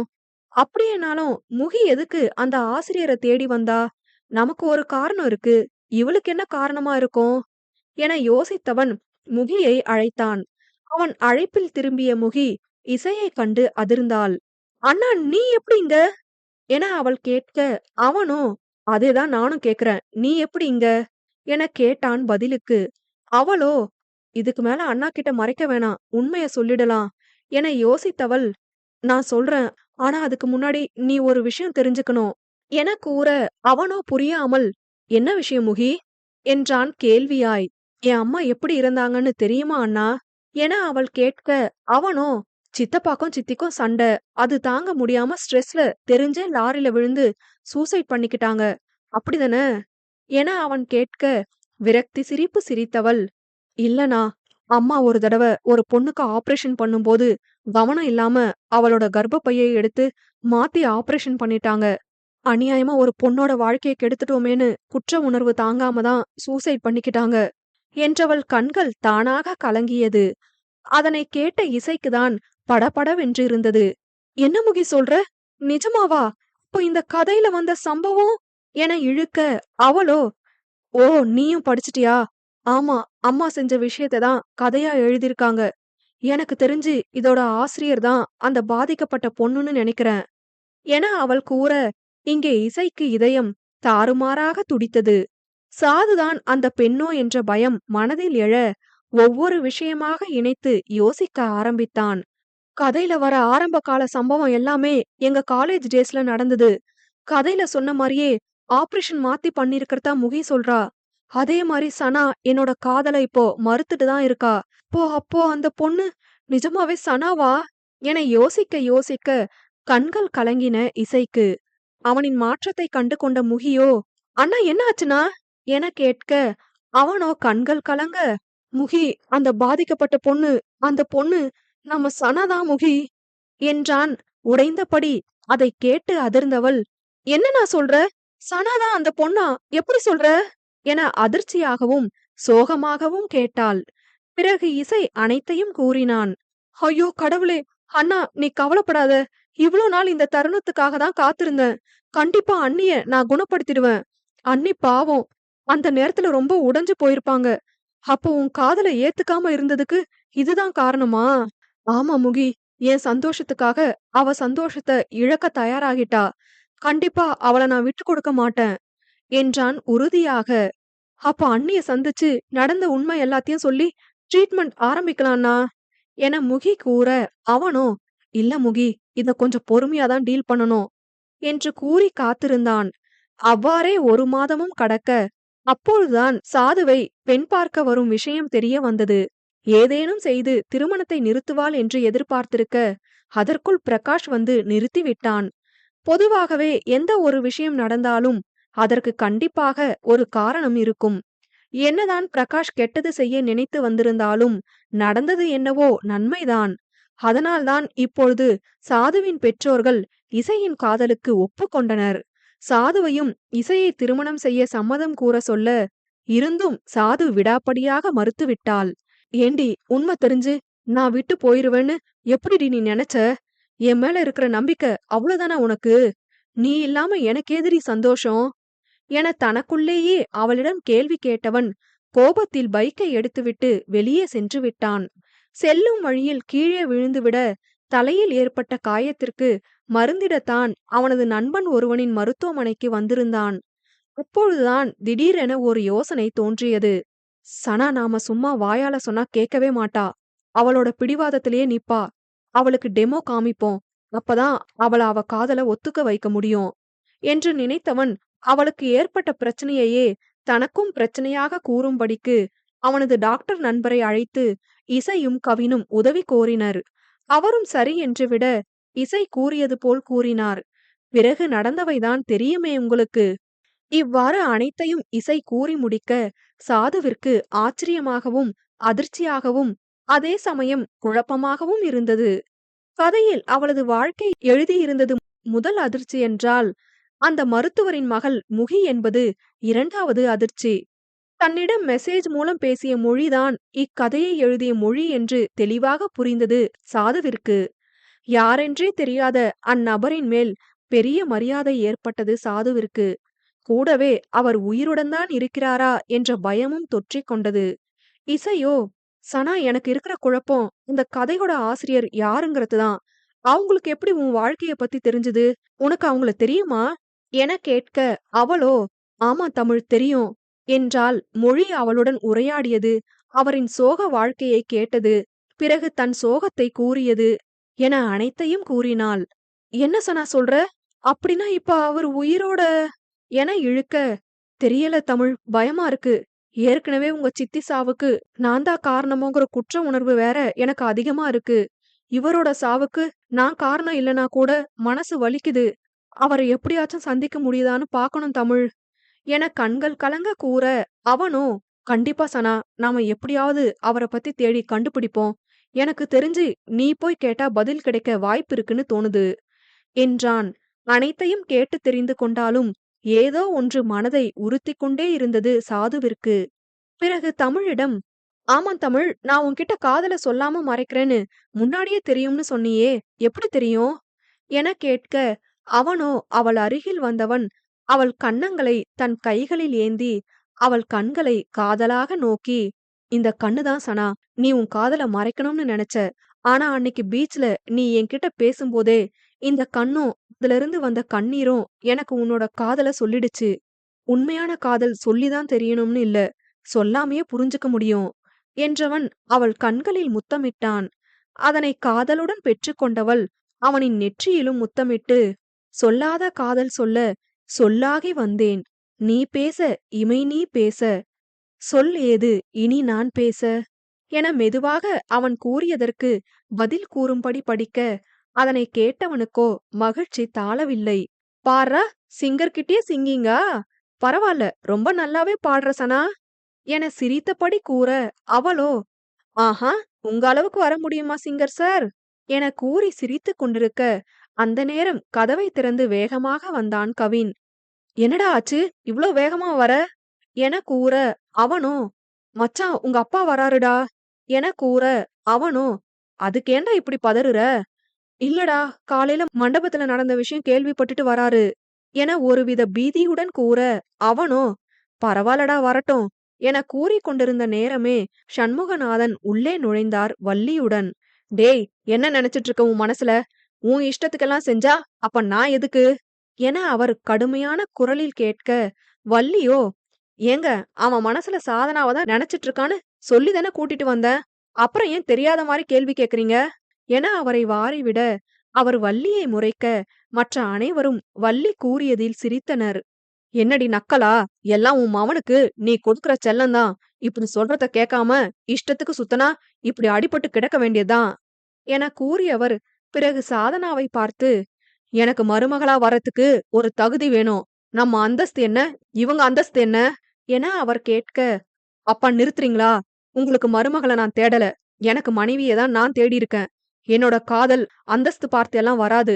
ஆரம்பத்துல இருந்து பல தடவை சொல்லிட்டேன், அந்தஸ்து அந்தஸ்துன்னு பேசாதீங்கன்னு. அப்படி அந்தஸ்து தான் முக்கியம்னா என்ன பையனாவே நினைக்காதீங்க. நான் சனாவை தான் கல்யாணம் பண்ணிப்பேன். பையன் வேணும்னு நினைச்சா வந்து ஆசீர்வாதம் பண்ணுங்க என கடுமையாக கூறிவிட, அவரோ கோபமாக வெளியேறிவிட்டார். அவரை சமாதானம் செய்ய வள்ளி அவரின் பின்னே சென்றுவிட, சாதுவோ, டே தமிழ், ஏன் இப்போ இப்படி பேசுன? உன் அப்பா சம்மதம் நமக்கு முக்கியம். அவர் சம்மதம் இல்லாம நமக்கு கல்யாணம் வேணாம். நீ உன் அப்பாவை கன்வின்ஸ் பண்றதுக்குள்ள நானும் ட்ரீட்மெண்ட் எடுக்க ஸ்டார்ட் பண்றேன். எல்லாம் சரியானதும் கல்யாணம் பண்ணிக்கலாம் என அவள் கூற, இசையோ, ஏன் சனா? அப்ப இன்னும் நீ என் ஃபீலிங்ஸ புரிஞ்சுக்கல தான? என கேட்க, அவள் பதறி, என்ன தமிழ் சொல்ற? ஆமா, உன்ன சரி பண்ணி கல்யாணம் பண்ணுனா, நம்ம காதலுக்கு என்ன மரியாத? நீ சரியான அப்புறம் நான் உன்ன கல்யாணம் பண்ணுனா தான் நான் ஆம்பளையா? முதல்ல நம்ம கல்யாணம். உனக்கு ட்ரீட்மெண்ட் எடுக்கும்போது, உன் புருஷனா நான் உனக்கு ஆதரவா இருப்பேன். ட்ரீட்மெண்ட் சக்சஸ் ஆனாலும், ஆகலனாலும் நான் இருப்பேன். எனக் கூற, அவனின் காதலை எண்ணி வியந்தாள் சாது. அந்த நேரம் மீண்டும் உள்ளே வந்த வள்ளியோ, "என்ன ட்ரீட்மெண்ட்? என்ன பேசுறீங்க?" என கேட்க, நால்வரும் அதிர்ந்தனர். இங்கு இசை சாது பேசிக் கொண்டிருந்த நேரமே, கவின் பாருவிற்கு நடந்த எல்லாவற்றையும் கூறிவிட்டான். வள்ளி என்ன சொல்வாரோ என்ற பயம் பாருவிற்குள் நிறையவே இருந்தது. இசையோ, "அம்மாக்கு இன்னும் சித்தி ஆபரேஷன் பண்ணது சாதுக்குன்னு தான் தெரியாதே. தெரிஞ்சா எப்படி ரியாக்ட் பண்ணுவாங்க?" என யோசிக்க, சாதுவோ இசையிடம், "தமிழ், அத்தை கிட்ட உண்மைய சொல்றது தான் சரி. நானே சொல்றேன்." என்றவள் கூற வர, அதற்குள் அவளைத் தடுத்தவர், "வேணாம், நீ எதுவும் சொல்ல வேணாம்." என சற்று கண்டிப்பாக கூற, அவளும் பயப்படத்தான் செய்தாள். அதற்கு மேல் பயமுறுத்த விரும்பாத வள்ளியோ, "அடடா! என்ன எல்லாரும் பயந்துட்டீங்களா? கவலைப்படாதீங்க. எனக்கு எல்லா விஷயமும் முகி சொல்லிட்டா. பாவம் சாது எவ்ளோ வலிய அனுபவிச்சிருக்கா?" என அவளின் கன்னம் வருடி கேட்க, அவளோ, "அத்த, நிஜமாவே உங்களுக்கு என்ன மருமகளா ஏத்துக்க சம்மதமா?" என தயங்கியபடி கேட்க, வள்ளியோ, "இங்க பாரு சாது, உனக்கு நடந்த கொடுமைக்கு என் தங்கச்சி காரணங்கிறதுனால மட்டும் நான் சம்மதம் சொல்லல. எனக்கு கல்யாணம் ஆகி 5 வருஷம் கழிச்சு தான் இசை பிறந்தான். அந்த 5 வருஷம் என் மாமியார் வீட்லயும் சரி, வெளியிலயும் சரி, நான் வாங்குன பழி பேச்சு எல்லாம் கேட்க கேட்க கொடுமையா இருந்துச்சு. எப்ப இவன் பிறந்தானோ அப்பவே நான் முடிவு பண்ணிட்டேன். எனக்கு மருமகளா வரப்போற பொண்ணுகிட்ட குழந்தைய காரணமா வச்சு கஷ்டப்படுத்தக் கூடாதுன்னு. அதனால நிஜமா உன்னை ஏத்துக்கறதுல எனக்கு மனப்பூர்வ சம்மதம்." என கூற, அனைவருக்குமே வள்ளியை நினைத்து பெருமையாக இருந்தது. பாருவோ, "நிஜமாவே நீங்க கிரேட்மா. சாதுக்கு நீங்க மாமியாரா கிடைக்க அவ கொடுத்து வச்சிருக்கணும்." என கூற, அவரோ, "அதென்ன சாது மட்டும், உனக்கும் நான் தான் மாமியார். கவினும் என் புள்ள தான். என்னடா கவின், உன் ஆளு இப்படி சொல்றா? எனக்கு இந்த மருமக வேணாம்." என பொய்யாக கோபிக்க, பாருவோ, "ஐயையோ! அத்த, அப்படியெல்லாம் இல்லைங்க அத்த. நீங்க தான் அத்த. எனக்கும் அத்த." என வார்த்தைக்கு வார்த்தை அத்தை என்று அழைக்க, அங்கே சிரிப்பலைகள் தான் நிறைந்தன. பிறகு அறையினுள் முகி நுழைய, அவளோ சாதுவிடம் வந்து, "சாரி அண்ணி, உங்க இந்த நிலைமைக்கு அம்மா தான் காரணம். ரொம்ப கஷ்டமா இருக்கு. இவ்ளோ நாள் நெனச்சுட்டே இருந்தேன். அந்த பாதிக்கப்பட்ட பொண்ண எப்படி கண்டுபிடிக்க போறோம்னு. இப்ப கண்டுபிடிச்சுட்டேன். கண்டிப்பா எங்க அம்மா செஞ்ச தப்ப நான் சரி பண்ணுவேன். அதுக்கான வேலைய நான் ஸ்டார்ட் பண்ணிட்டேன். அத கண்டிப்பா சக்சஸா முடிப்பேன். அப்பதான் என் அம்மா ஆத்மா சாந்தி அடையும்." என கண்கள் கலங்க கூற, சாதுவோ முகியை அணைத்துக் கொண்டாள். பிறகு முகியோ, "அண்ணா, அப்ப அந்த மொழி யாரு என்னன்னு விசாரிச்சீங்களா? அண்ணி உங்களுக்கு தெரிஞ்சவங்களா?" என கேட்க, இசை மொழியை எவ்வாறு சாதுவிற்கு தெரியும் என்பதைப் பற்றி கூறினான். பிறகு வள்ளியிடம், "அம்மா, சாது அந்த மொழிய சந்திக்கணும்னு ஆசைப்படுறா.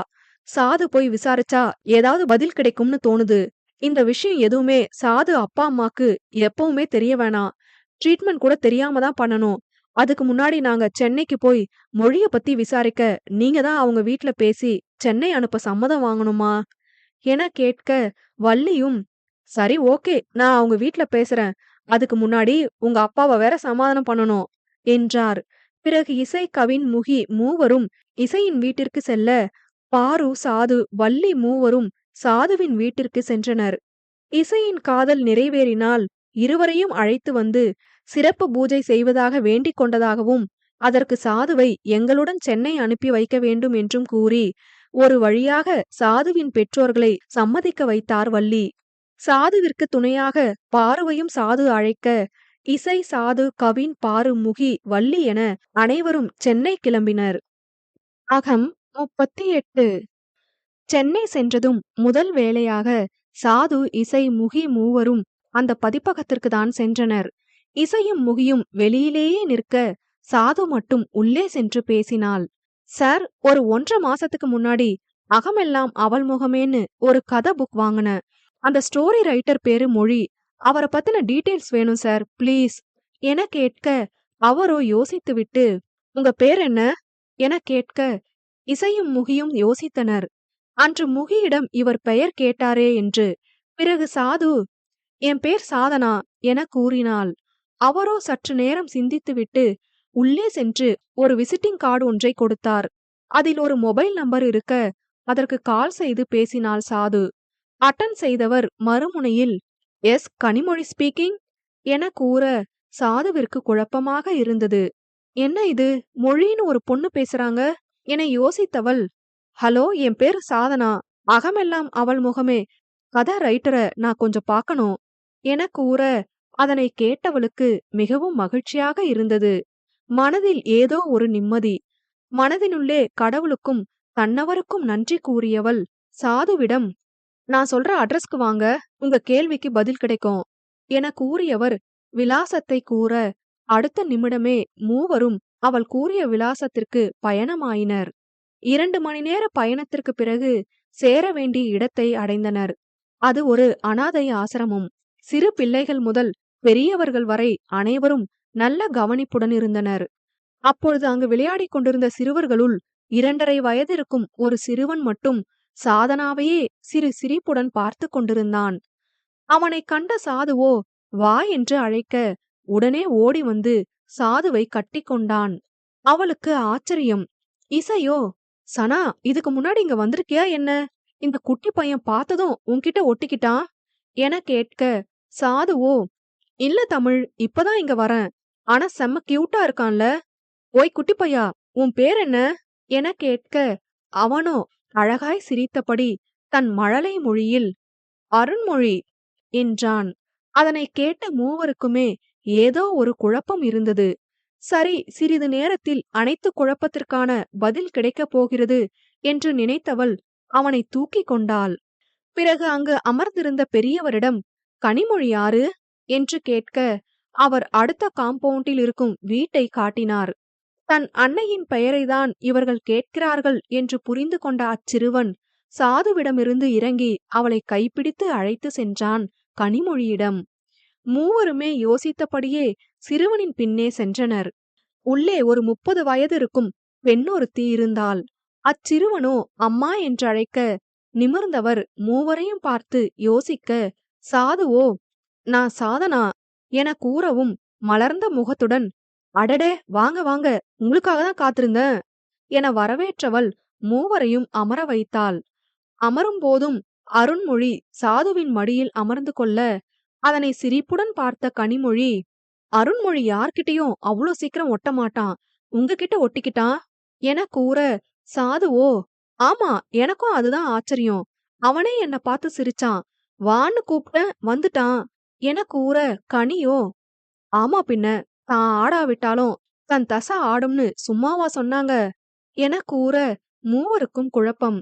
இவங்க ஏன் சம்மந்தம் இல்லாம சொல்றாங்க என்ற கேள்வி மூவரின் மனதிலும் ஓட அவர்களை யோசிக்க விட வேண்டாம் என்று நினைத்தவள், சரி என்ன சாப்பிடுறீங்க, டீ ஆர் காஃபி என கேட்க இசையோ, ஐயோ அதெல்லாம் வேணாங்க, எங்களுக்கு ஒரு சில குழப்பங்களும் கேள்விகளும் இருக்கு, அதுக்கு பதில் வேணும் என கூற கனிமொழியோ, உங்க கேள்வி என்னன்னு எனக்கு நல்லாவே தெரியும், என் கூட வாங்க என்று கூறி முன்னே செல்ல மூவரும் அவளின் பின்னே யோசனையோடு சென்றனர். வீட்டின் பின்புறம் சென்றவள் ஓரிடத்தில் நிற்க அவ்விடத்தை கண்ட மூவரும் அதிர்ந்தனர். அங்கு மொழி என்று பெயர் பொறிக்கப்பட்டு ஒரு கல்லறை இருந்தது. மூவரும் அதிர்ச்சியாக, கனியோ விரக்தியாக சிரித்தபடி வாங்க உள்ள போய் பேசலாம் என கூறி தன் கண்ணீரை துடைத்தபடி உள்ளே சென்றாள். சிறிது நேரம் அதிர்ச்சியிலேயே சாது நிற்க இசைதான் ஆறுதல் கூறி உள்ளே அழைத்து சென்றான். ஷோஃபாவில் அமர்ந்திருந்த கனியின் முன் மூவரும் அமர அவர்களுக்கு என்ன கேட்பது என்ன கூறுவது என்று கூட தெரியவில்லை. கனியே பேச ஆரம்பித்தாள். என் பேரு கனி, அவரு பேரு மொழி, 2 பேரும் வீட்டை எதிர்த்து லவ் பண்ணி கல்யாணம் பண்ணிக்கிட்டோம். கல்யாணம் ஆகி இதோட 5 வருஷம் ஆகுது. நிறைய பணத்தை கொடுத்த ஆண்டவன் அவருக்கு ஆயில கொடுக்காம விட்டுட்டான். 3 மாசத்துக்கு முன்னாடி கேன்சர்ல அவர் செத்துட்டாரு. அவர் சாகர கடைசி வாரத்துல எழுதுனதுதான் அந்த கதை என கூறியவள் சாதுவை நோக்கி, அதாவது நீங்க எழுத ஆரம்பிச்சு பாதியிலேயே நிப்பாட்டின உங்க முதல் கதைய, உங்க உண்மையான வாழ்க்கை கதையை கேட்டு சில விஷயங்கள் மட்டும் மாத்தி எழுதின அவரோட முதல் மற்றும் கடைசி கதை. இந்த கதையை எழுதி முடிச்சு அத ஊரு முழுக்க கொண்டு போய் சேர்க்கணுங்கிறது தான் அவரோட கடைசி ஆசை என கனிமொழி கூற மூவருக்கும் குழப்பமாகவும் அதிர்ச்சியாகவும் ஆச்சரியமாகவும் இருந்தது. சிறிது நேரம் மௌனம் மட்டுமே நிலவியது. தன் யோசனையிலிருந்தும் அதிர்ச்சியிலிருந்தும் மீண்ட சாது, ஏன் இத பண்ணணும்னு அவர் ஆசைப்பட்டதுக்கான காரணம் என தயங்கியபடி அவள் கேட்க, கனியோ, எல்லாம் ஒரு நன்றி கடன் தான். நீங்க எல்லாரும் செஞ்ச உதவிய வெறும் நன்றிங்கிற வார்த்தையில அவர் சொல்லி முடிக்க விரும்பல. அதனால இந்த கதை மூலமா உங்க வாழ்க்கை நல்லா இருக்கணும். இந்த கதை மூலமா உங்க வாழ்க்கையில ஏதாவது மாற்றம் வந்துடாதா? நீங்க உங்க காதலனோடு சேர வாய்ப்பு கிடைச்சிடாதான்னு நினைச்சுதான் இதை எழுதினாரு என கூற, கனி ஒவ்வொரு விஷயமாக கூற கூற மேலும் மேலும் மூவருக்கும் குழப்பமும் அதிர்ச்சியும் மட்டுமே கிடைத்தது. இசையோ, நன்றி கடனா? என்ன நன்றி கடன்? அப்படி என்ன சாது உங்களுக்கு உதவி பண்ணுனா என கேட்க, அதே கேள்வியை கண்களில் தேக்கியபடியே முகியும் சாதுவும் பார்த்தனர். கனியோ சிரித்தபடி அருணை பார்த்து, கொஞ்ச நேரம் முன்னாடி தான் ஆடாவிட்டாலும் தன் தசை ஆடும்னு சும்மாவா சொன்னாங்கன்னு கேட்டேனே, அது எதுக்கு தெரியுமா என கேள்வி எழுப்பியபடி மூவரையும் நோக்க, மூவரும் இல்லை என இடவலமாக தலையசைத்தனர். மீண்டும் கனியே பேச ஆரம்பித்தாள். இவன் எங்களுக்கு மகனா பிறக்கறதுக்கே சாதனாதான் முக்கிய காரணம் என கூற, மூவரின் நெற்றியிலும் குழப்ப ரேகைகள் பின்னி படர்ந்தன. என்ன சொல்றீங்க கனி? அருண் பிறக்க நான் காரணமா? புரியல என அதிர்ந்தபடி கேட்க, ஆமா, உங்க கர்ப்பப்பை மூலமா எங்களுக்கு கிடைச்சவன் தான் இவன் என கூற, அது அதற்கு மேல் பேரதிர்ச்சியாக இருந்தது. முகியோ, சாதுவோட கர்ப்பப்பை மூலமாவா? புரியல நீங்க சொல்றது என கேட்க, கனி நடந்ததை கூற ஆரம்பித்தாள். ஆமாங்க, எனக்கு பிறந்ததிலிருந்தே கருப்பை கிடையாது. இது 1000த்துல ஒருத்தவங்களுக்கு இந்த மாதிரி நடக்குமா? இந்த விஷயம் தெரிஞ்சேதான் அவர் என்ன கல்யாணம் செஞ்சாரு. அப்புறம் குழந்தை பெத்துக்க வேற ஏதாவது வழி இருக்கான்னு தேடின அப்பதான் ஒரு டாக்டர் இந்த மாதிரி யூட்ரஸ் டிரான்ஸ்பிளான்ட் பண்ணலாம்னு சொன்னாங்க. அதுக்காக டோனர் யூட்ரஸ் கிடைக்காம ரொம்ப நாளா வெயிட் பண்ணிட்டு இருந்தோம். அப்பதான் உங்க ஆபரேஷன் நடந்துச்சு போல. அன்னைக்கு திடீர்னு கால் பண்ணி யூட்ரஸ் கிடைச்சிட்டு உடனே ஆபரேஷன் பண்ணலாம்னு சொல்லவும் நாங்களும் போனோம். எனக்கு உங்க கர்ப்பப்பைய தான் டிரான்ஸ்பிளான்ட் பண்ணுனாங்க. அப்ப எனக்கு அந்த விஷயம் தெரியாது. நாங்களும் அவங்களுக்கு ஏதாவது பெரிய ஹெல்ப் பண்ணணும்னு நினைச்சு டாக்டர்ஸ் கிட்ட கேட்டோம். அவங்க ரூல்ஸ் படி ஆர்கன் டொனேட் பண்ணுனவங்க டீடைல்ஸ சொல்ல மாட்டோம்னு சொல்லிட்டாங்க. அப்புறம் தான் 2 வருஷம் கழிச்சு, இந்த வருஷம் நீங்க மொழி கிட்ட பேசும்போது உங்க கதைய சொன்னீங்க. அத கேட்ட உடனே மொழிக்கு லேசா சந்தேகம் வந்துச்சு. ஒருவேளை எங்களுக்கு ஆர்கன் டொனேட் பண்ணது நீங்களா இருப்பீங்களோன்னு. அப்புறம் ரொம்ப ரெக்கமெண்டேஷன் மூலமா அந்த டாக்டர்ஸ் கிட்ட கேட்டு விசாரிச்சதுல தான் தெரிஞ்சது அது நீங்கன்னு. நீங்க தான் அதுன்னு கண்டுபிடிக்க நிஜமாவே ரொம்ப பாடுபட்டோம். முதல்ல உங்ககிட்ட விஷயத்த சொல்லி நன்றி சொல்லலாம்னு தான் நினைச்சாரு.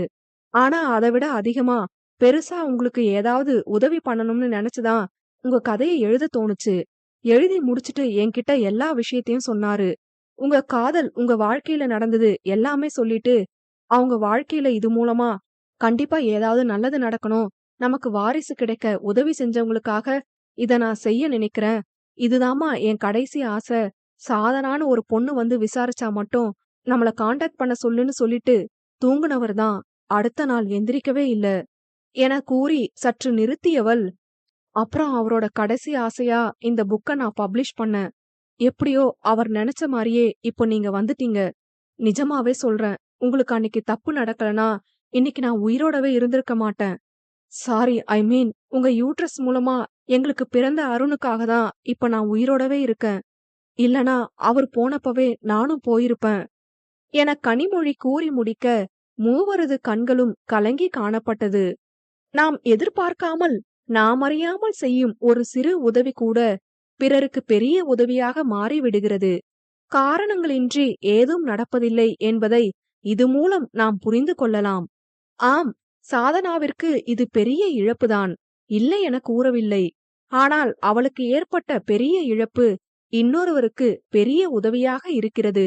எனவே சிறிதாயினும் பெரிதாயினும் முடிந்த உதவியை அனைவரும் செய்தால் யாருக்காவது நிச்சயமாக பெரிதாக பயன்படும். சாதுவிற்கோ தானாக ஒரு தாய்மையுணர்வு தோன்ற அருணை அணைத்து கொண்டாள். இசையோ, நாங்க ஏதோ நினைச்சிட்டு வந்தோம், ஆனா இங்க நடந்தது வேற ஏதோ. உலகத்துல நல்லவங்களும் சில பேர் இருக்காங்க. உங்க ஹஸ்பண்ட் செஞ்ச உதவி ரொம்ப பெருசுங்க. தெரிஞ்சவங்க உதவி செஞ்சாலே அத கண்டுக்காம போறவங்க நெறைய பேர் இருக்காங்க. உங்களுக்கு நாங்க யாரோவா இருந்தோம், அதுவும் சாகுற தருணத்திலயும் இப்படி ஒரு உதவி செய்யணும்னு தோணுனத நெனச்சா ரொம்ப பெருமையா இருக்கு. என கூற, கனியோ சிரிப்பை மட்டுமே பதிலாக கொடுத்தாள். பிறகு இசையிடம், நீங்க இவங்க லவ்வர்ன்னு நினைக்கிறேன். இவங்க யாரு? என முகியை பார்த்து கனி கேட்க, முகியோ, சாதுக்கு ஆபரேஷன் மாத்தி செஞ்சது வேற யாரும் இல்ல, என் அம்மாதான் என முகி கூற, கனி சிறிது அதிர்ந்தபடி பார்த்தாள். முகியோ, ஆமா, என் அண்ணன் தான். என் அம்மா செஞ்ச தப்ப எப்படியாச்சும் நான் சரி செய்யணும்னு நினைச்சிட்டே இருந்தேன். ஆனா அந்த பொண்ணு யாருன்னு எனக்கு தெரியாது. அப்பதான் இந்த கதை படிச்சு விசாரிக்க வந்தேன். அப்ப அண்ணாவையும் அங்க பார்த்தேன். அப்புறம் தான் விஷயம் தெரிஞ்சது. அந்த பொண்ணு சாதுன்னு. அப்புறம் அப்படி இப்படின்னு பிரச்சனை வந்து உண்மை தெரிஞ்சு இப்ப 2 பேரும் ஒண்ணு சேர்ந்துட்டாங்க. என அவர்கள் இணைந்த கதையை கனியிடம் கூறினாள் முகி. எப்படியோ அப்ப எல்லாரும் சந்திச்சிட்டீங்க. அப்ப சாதனாக்கு ட்ரீட்மெண்ட் ஸ்டார்ட் பண்ணியாச்சா? என கேட்க, முகியோ, இல்ல இனிமேதான். டாக்டர்ஸ் கிட்ட பேசி யூட்ரஸ் டிரான்ஸ்பிளான்ட்க்கு தான் சொல்லி வச்சிருக்கேன்.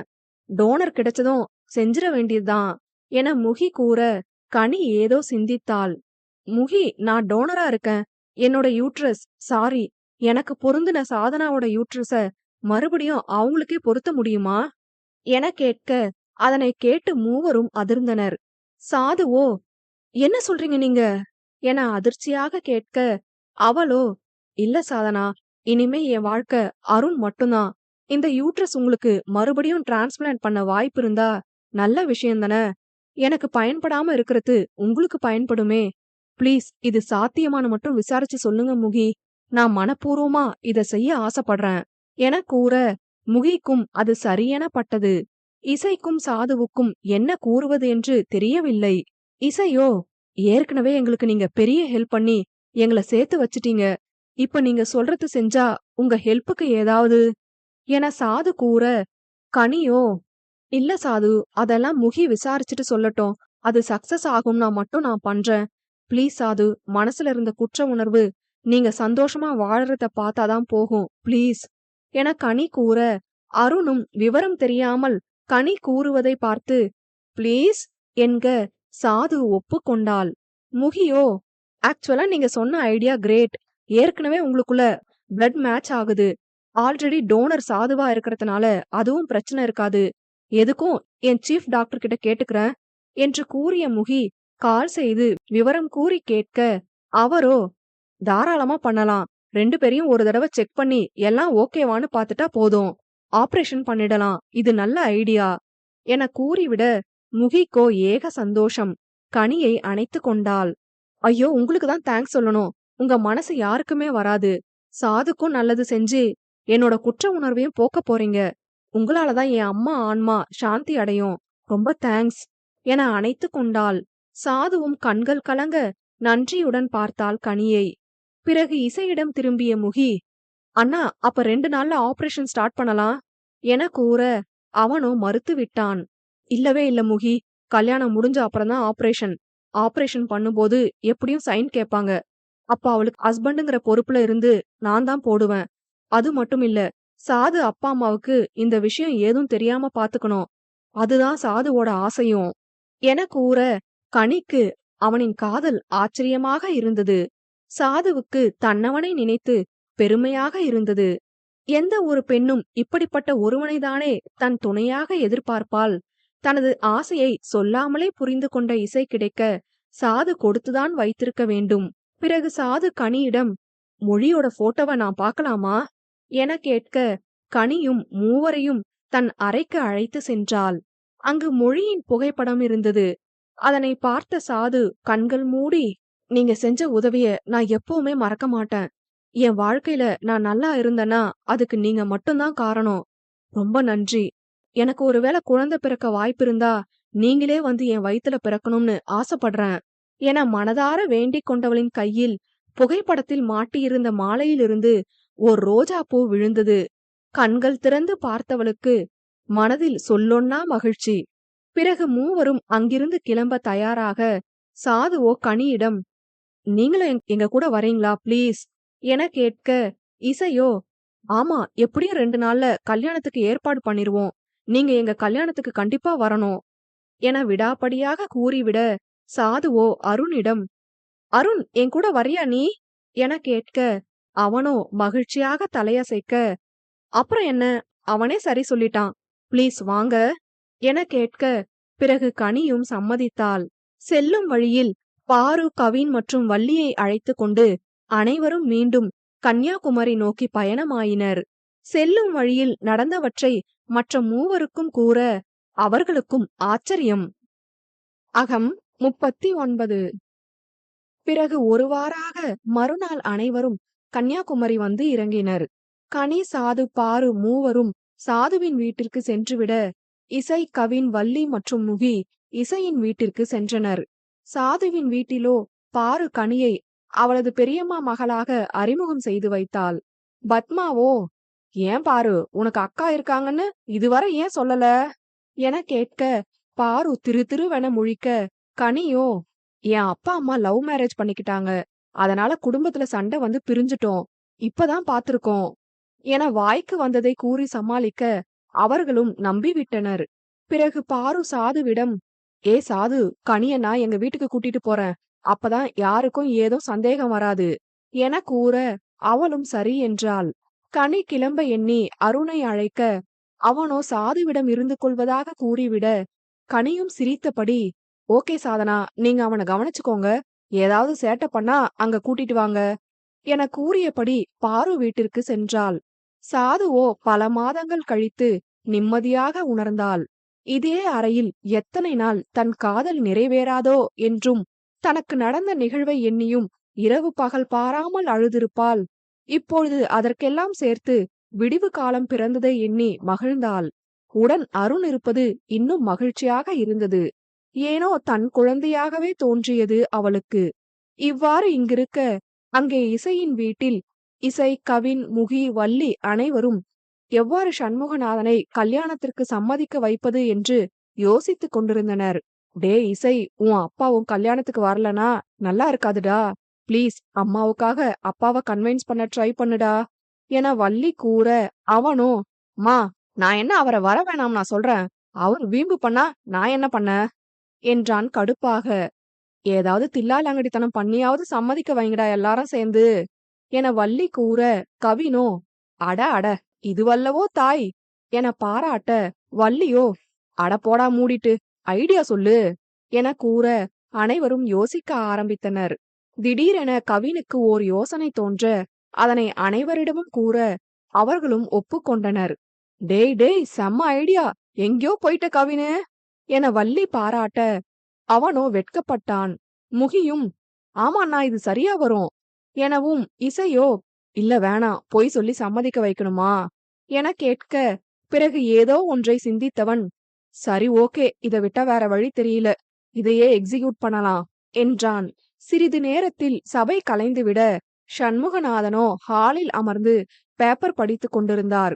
அப்பொழுது ஒரு சாமியார் வீட்டின் முன்னே வந்து உடுக்கை உருட்ட சத்தம் கேட்டு வெளியே வந்தவர், யார் சாமி நீங்க, என்ன வேணும் என கேட்க, அவரோ, கூடிய சீக்கிரம் உன் தொழிலுக்கு ஆபத்து வரப்போகுது, உன்னோட அந்தஸ்து எல்லாம் குறைய போகுது, இதுதான் விதி என உரக்க கூற, அவர் கூறியதை கேட்டு பதறியவர், ஐயோ சாமி, என்ன சொல்றீங்க, அப்படியெல்லாம் ஆகக்கூடாது, இதுக்கு ஏதாவது பரிகாரம் இருக்கா சாமி என பதறி கேட்க, அவரோ தரையில் அமர்ந்து சோழியை உருட்டி பார்த்து, இருக்கு, ஒரே ஒரு பரிகாரம் இருக்கு, உன் பேரு நிலைச்சு நிக்கணும்னா இன்னும் 2 நாள்ல இந்த வீட்டுக்கு ஒரு மகாலட்சுமி விளக்கேத்த வரணும், அதுவும் உன் பேரோட முதல் எழுத்துக்கு அடுத்த நெடில் எழுத்தான சாங்கிற எழுத்துல பேரு தொடங்குற ஒரு பொண்ணுதான் வரணும், அவ பேராலதான் உன் பேரு நிலைக்கும் என கூறியவர் பிறகு எழுந்து சென்று விட்டார்.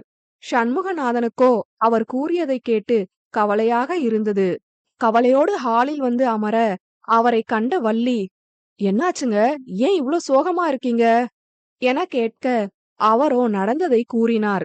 உடனே அப்படி ஒரு பேரு இருக்கிற மருமகளுக்கு எங்க போறது, அதுவும் 2 நாளுல என்று கவலையோடு கூறினார்.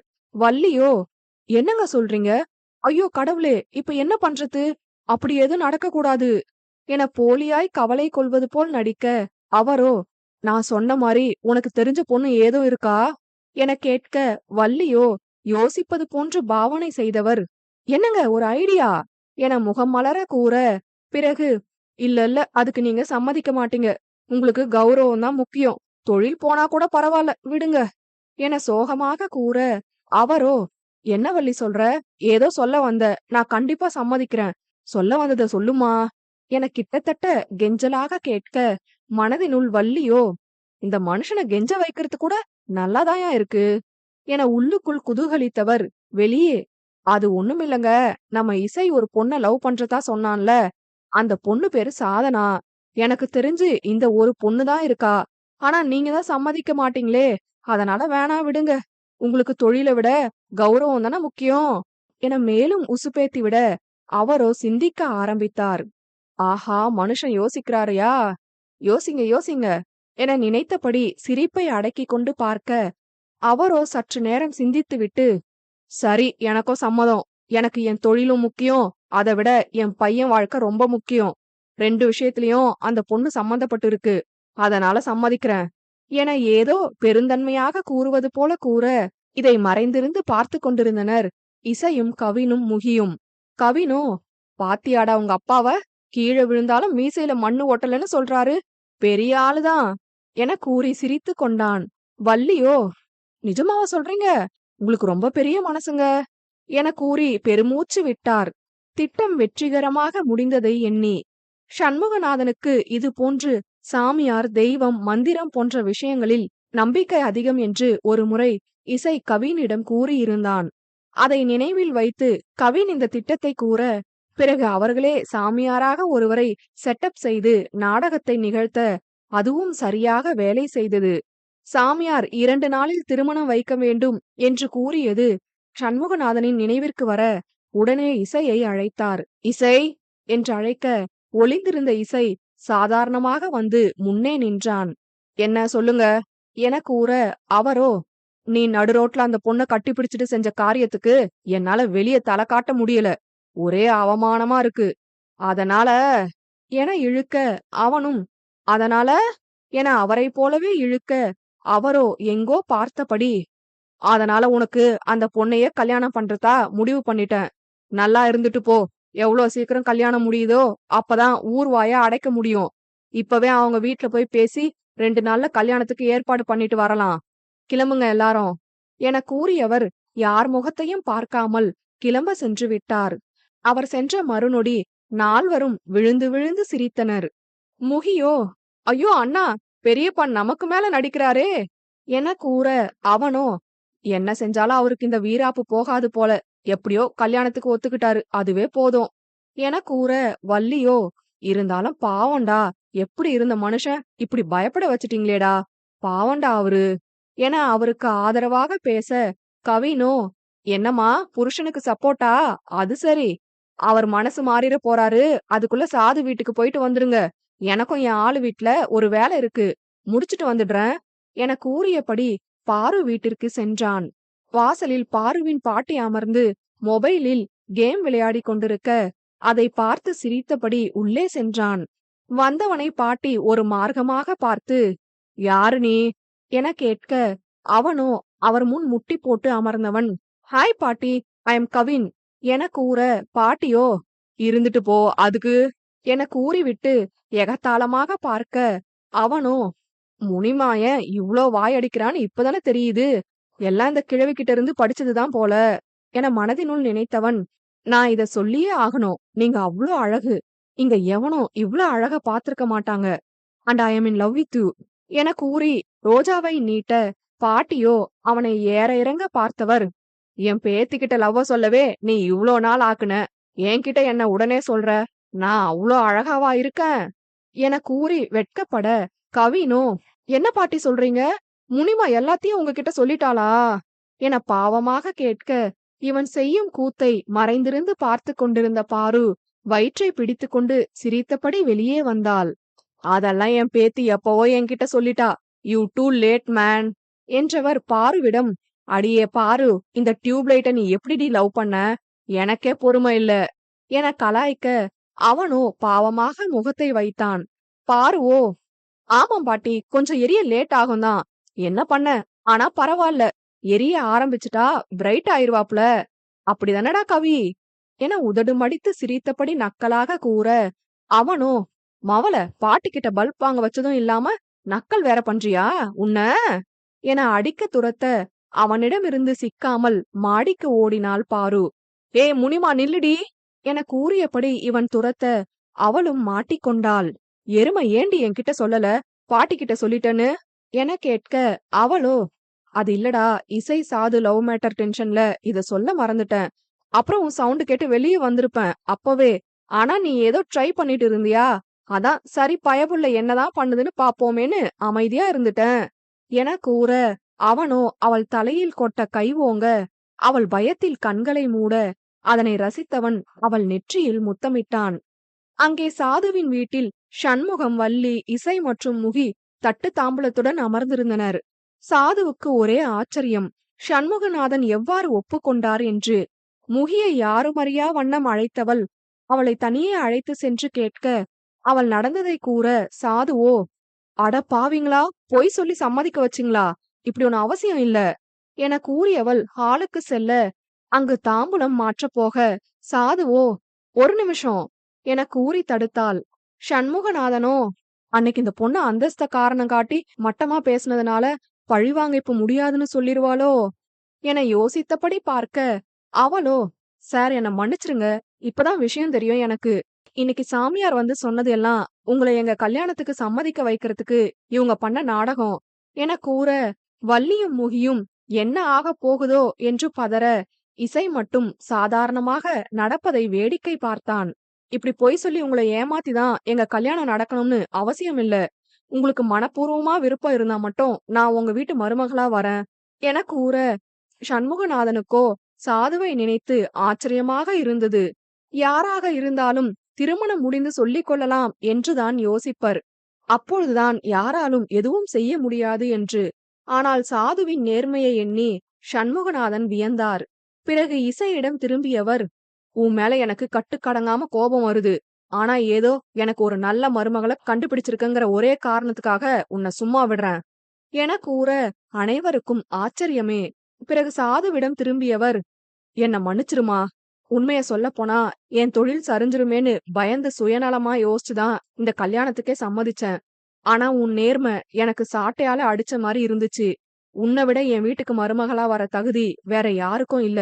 நான் மனப்பூர்வமா சம்மதிக்கிறேன் என கூற, அனைவருக்கும் நிம்மதி. இசை ஏற்கனவே இவ்வாறு நடக்கும் என்றுதான் யூகித்திருந்தான்.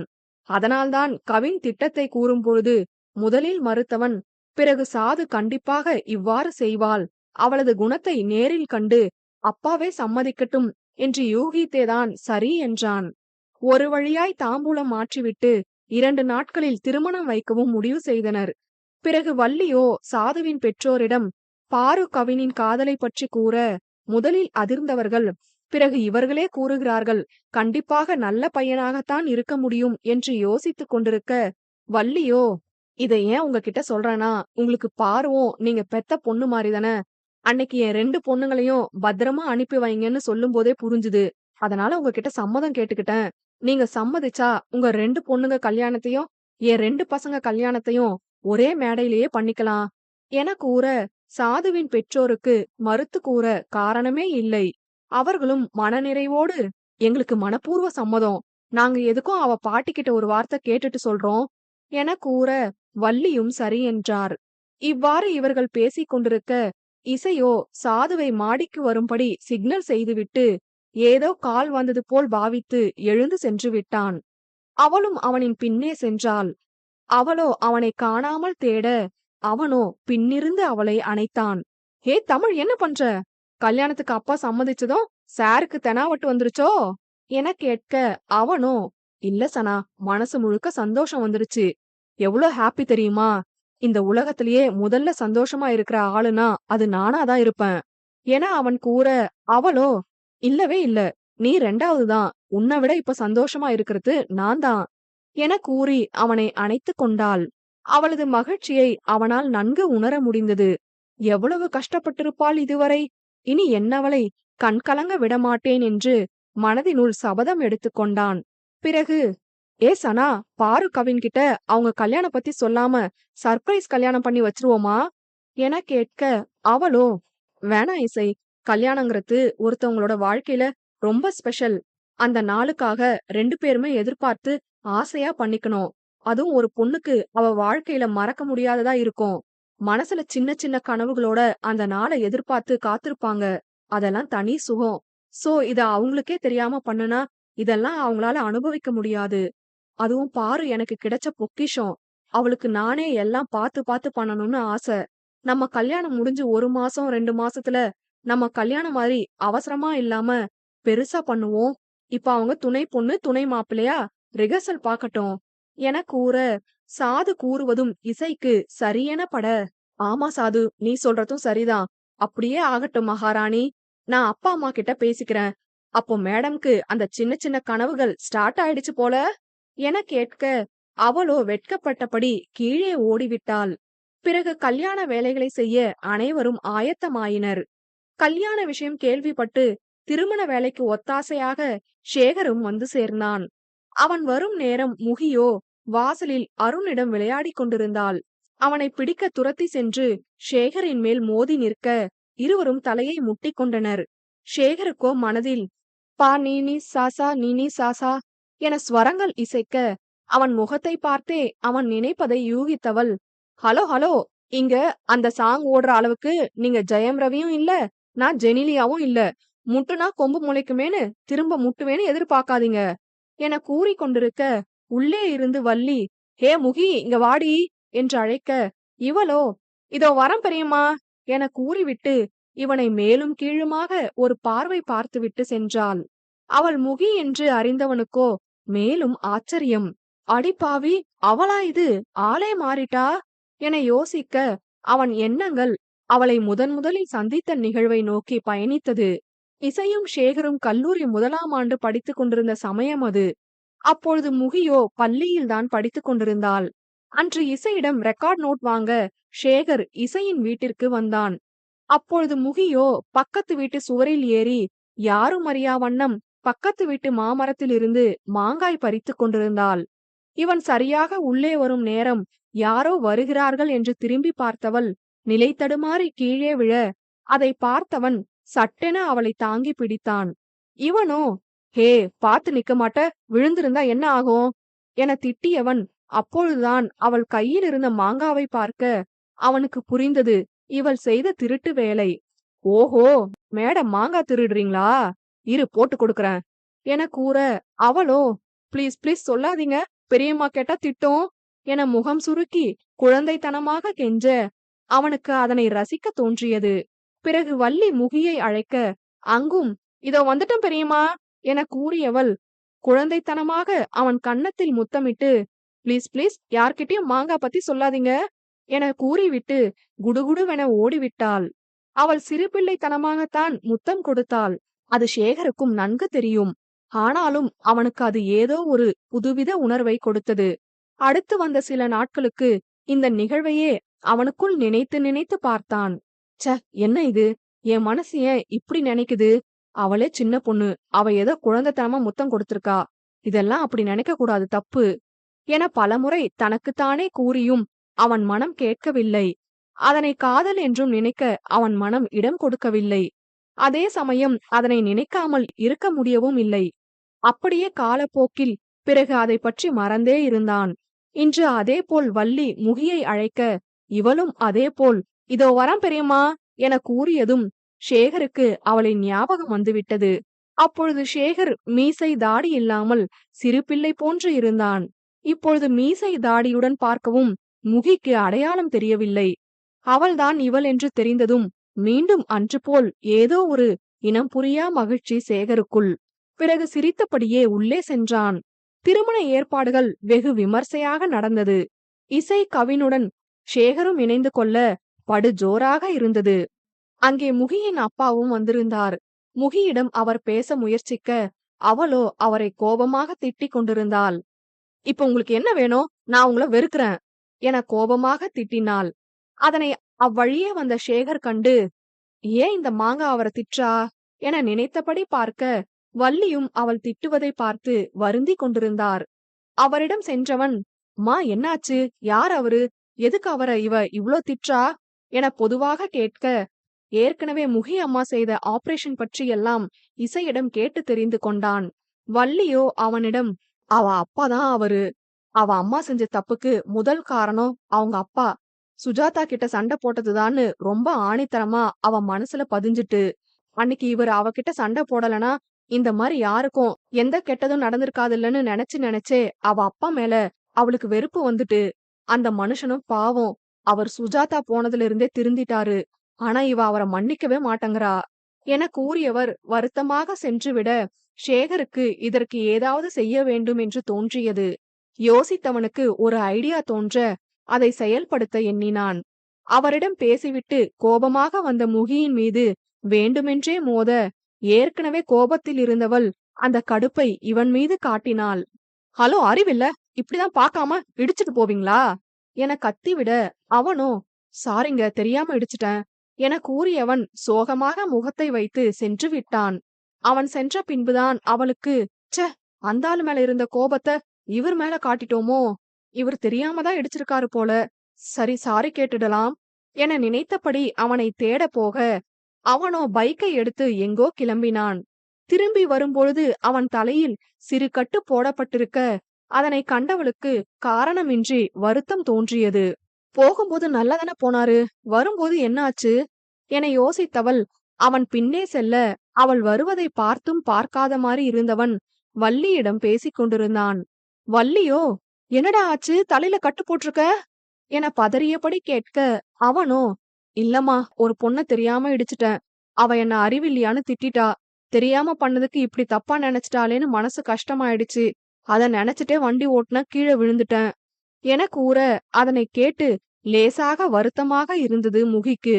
அவனோ, "எனக்கு அடிபட்டதுக்கு முழுக்க முழுக்க அந்த பொண்ணுதான் காரணம்" என கோபமாக கூறுவது போல் கூற, அதனை கேட்டவளுக்கு கோபம் வந்து, பிறகு அவன் தனியே இருக்கும்போது அவனிடம் சென்று, "ஹலோ, உண்மை தெரியாம உங்கள திட்டினது ஏன் தப்புதான். அதுக்காக நீங்க விழுந்து அடிபட்டதுக்கு நான் தான் காரணம்னு எப்படி சொல்வீங்க? நீங்க பார்த்து போகாதது உங்க தப்பு" என கூற, அவனோ, "அப்படியா, நல்லா யோசிச்சு சொல்லு" என மீண்டும் கேட்க, மீண்டும் யோசித்தவள், "ஆமா, யோசிச்சு தான் சொல்றேன். உங்கள திட்டினது மட்டும்தான் ஏன் தப்பு. விழுந்து அடிபட்டதுக்கு நான் காரணம் இல்ல. நீங்க தான் பார்த்து வண்டி ஓட்டியிருக்கணும்" என கூற, அவனோ, "அப்ப உங்க அப்பாவை வெறுக்கறதுல மட்டும் என்ன நியாயம் இருக்கு? ஒத்துக்கிறேன், உன் அம்மா கூட உன் அப்பா சண்டை போட்டது தப்புதான். ஆனா அதுக்காக ஆபரேஷன் மாத்தி செஞ்சதுக்கு எப்படி உங்க அப்பா காரணமாவாங்க? கவனமா பண்ணாதது உங்க அம்மா தப்புதானே? கான்சென்ட்ரேட் இல்லனா ஆபரேஷன் அன்னைக்கு பண்ணிருக்கவே கூடாது. உன் அப்பாவை நீ திட்டும்போதுதான் பார்த்தேன். வள்ளி அம்மா கிட்ட என்னன்னு கேட்டேன், சொல்லி வருத்தப்பட்டாங்க. எனக்கு உனக்கு புரிய வைக்கணும்னு தோணுச்சு. ஏதும் தப்பா இருந்தா சாரி" என்றவன் வெளியே சென்றுவிட, முகியின் செவியில் அவன் கூறிய வார்த்தைகளே ஒலிக்க, அவன் கூறுவதும் சரியென்றே பட்டது. எதுவுமே அனுபவ ரீதியாக உணர்ந்தால் மட்டுமே புரியும். அதுவரை மனம் என்ன காரணங்கள் கூறினாலும் ஏற்காது என்பது அன்று சாது இசைக்கு கற்றுக் கொடுத்த பாடம் மூலமும், இன்று சேகர் முகிக்கு கற்றுக் கொடுத்த பாடம் மூலமும் நன்கு புரிந்தது. தன் தந்தையை தேடி மன்னிப்பு கூறியவள் அவரிடம் பாசமாக பேச, அவரும் மகிழ்ந்தார்.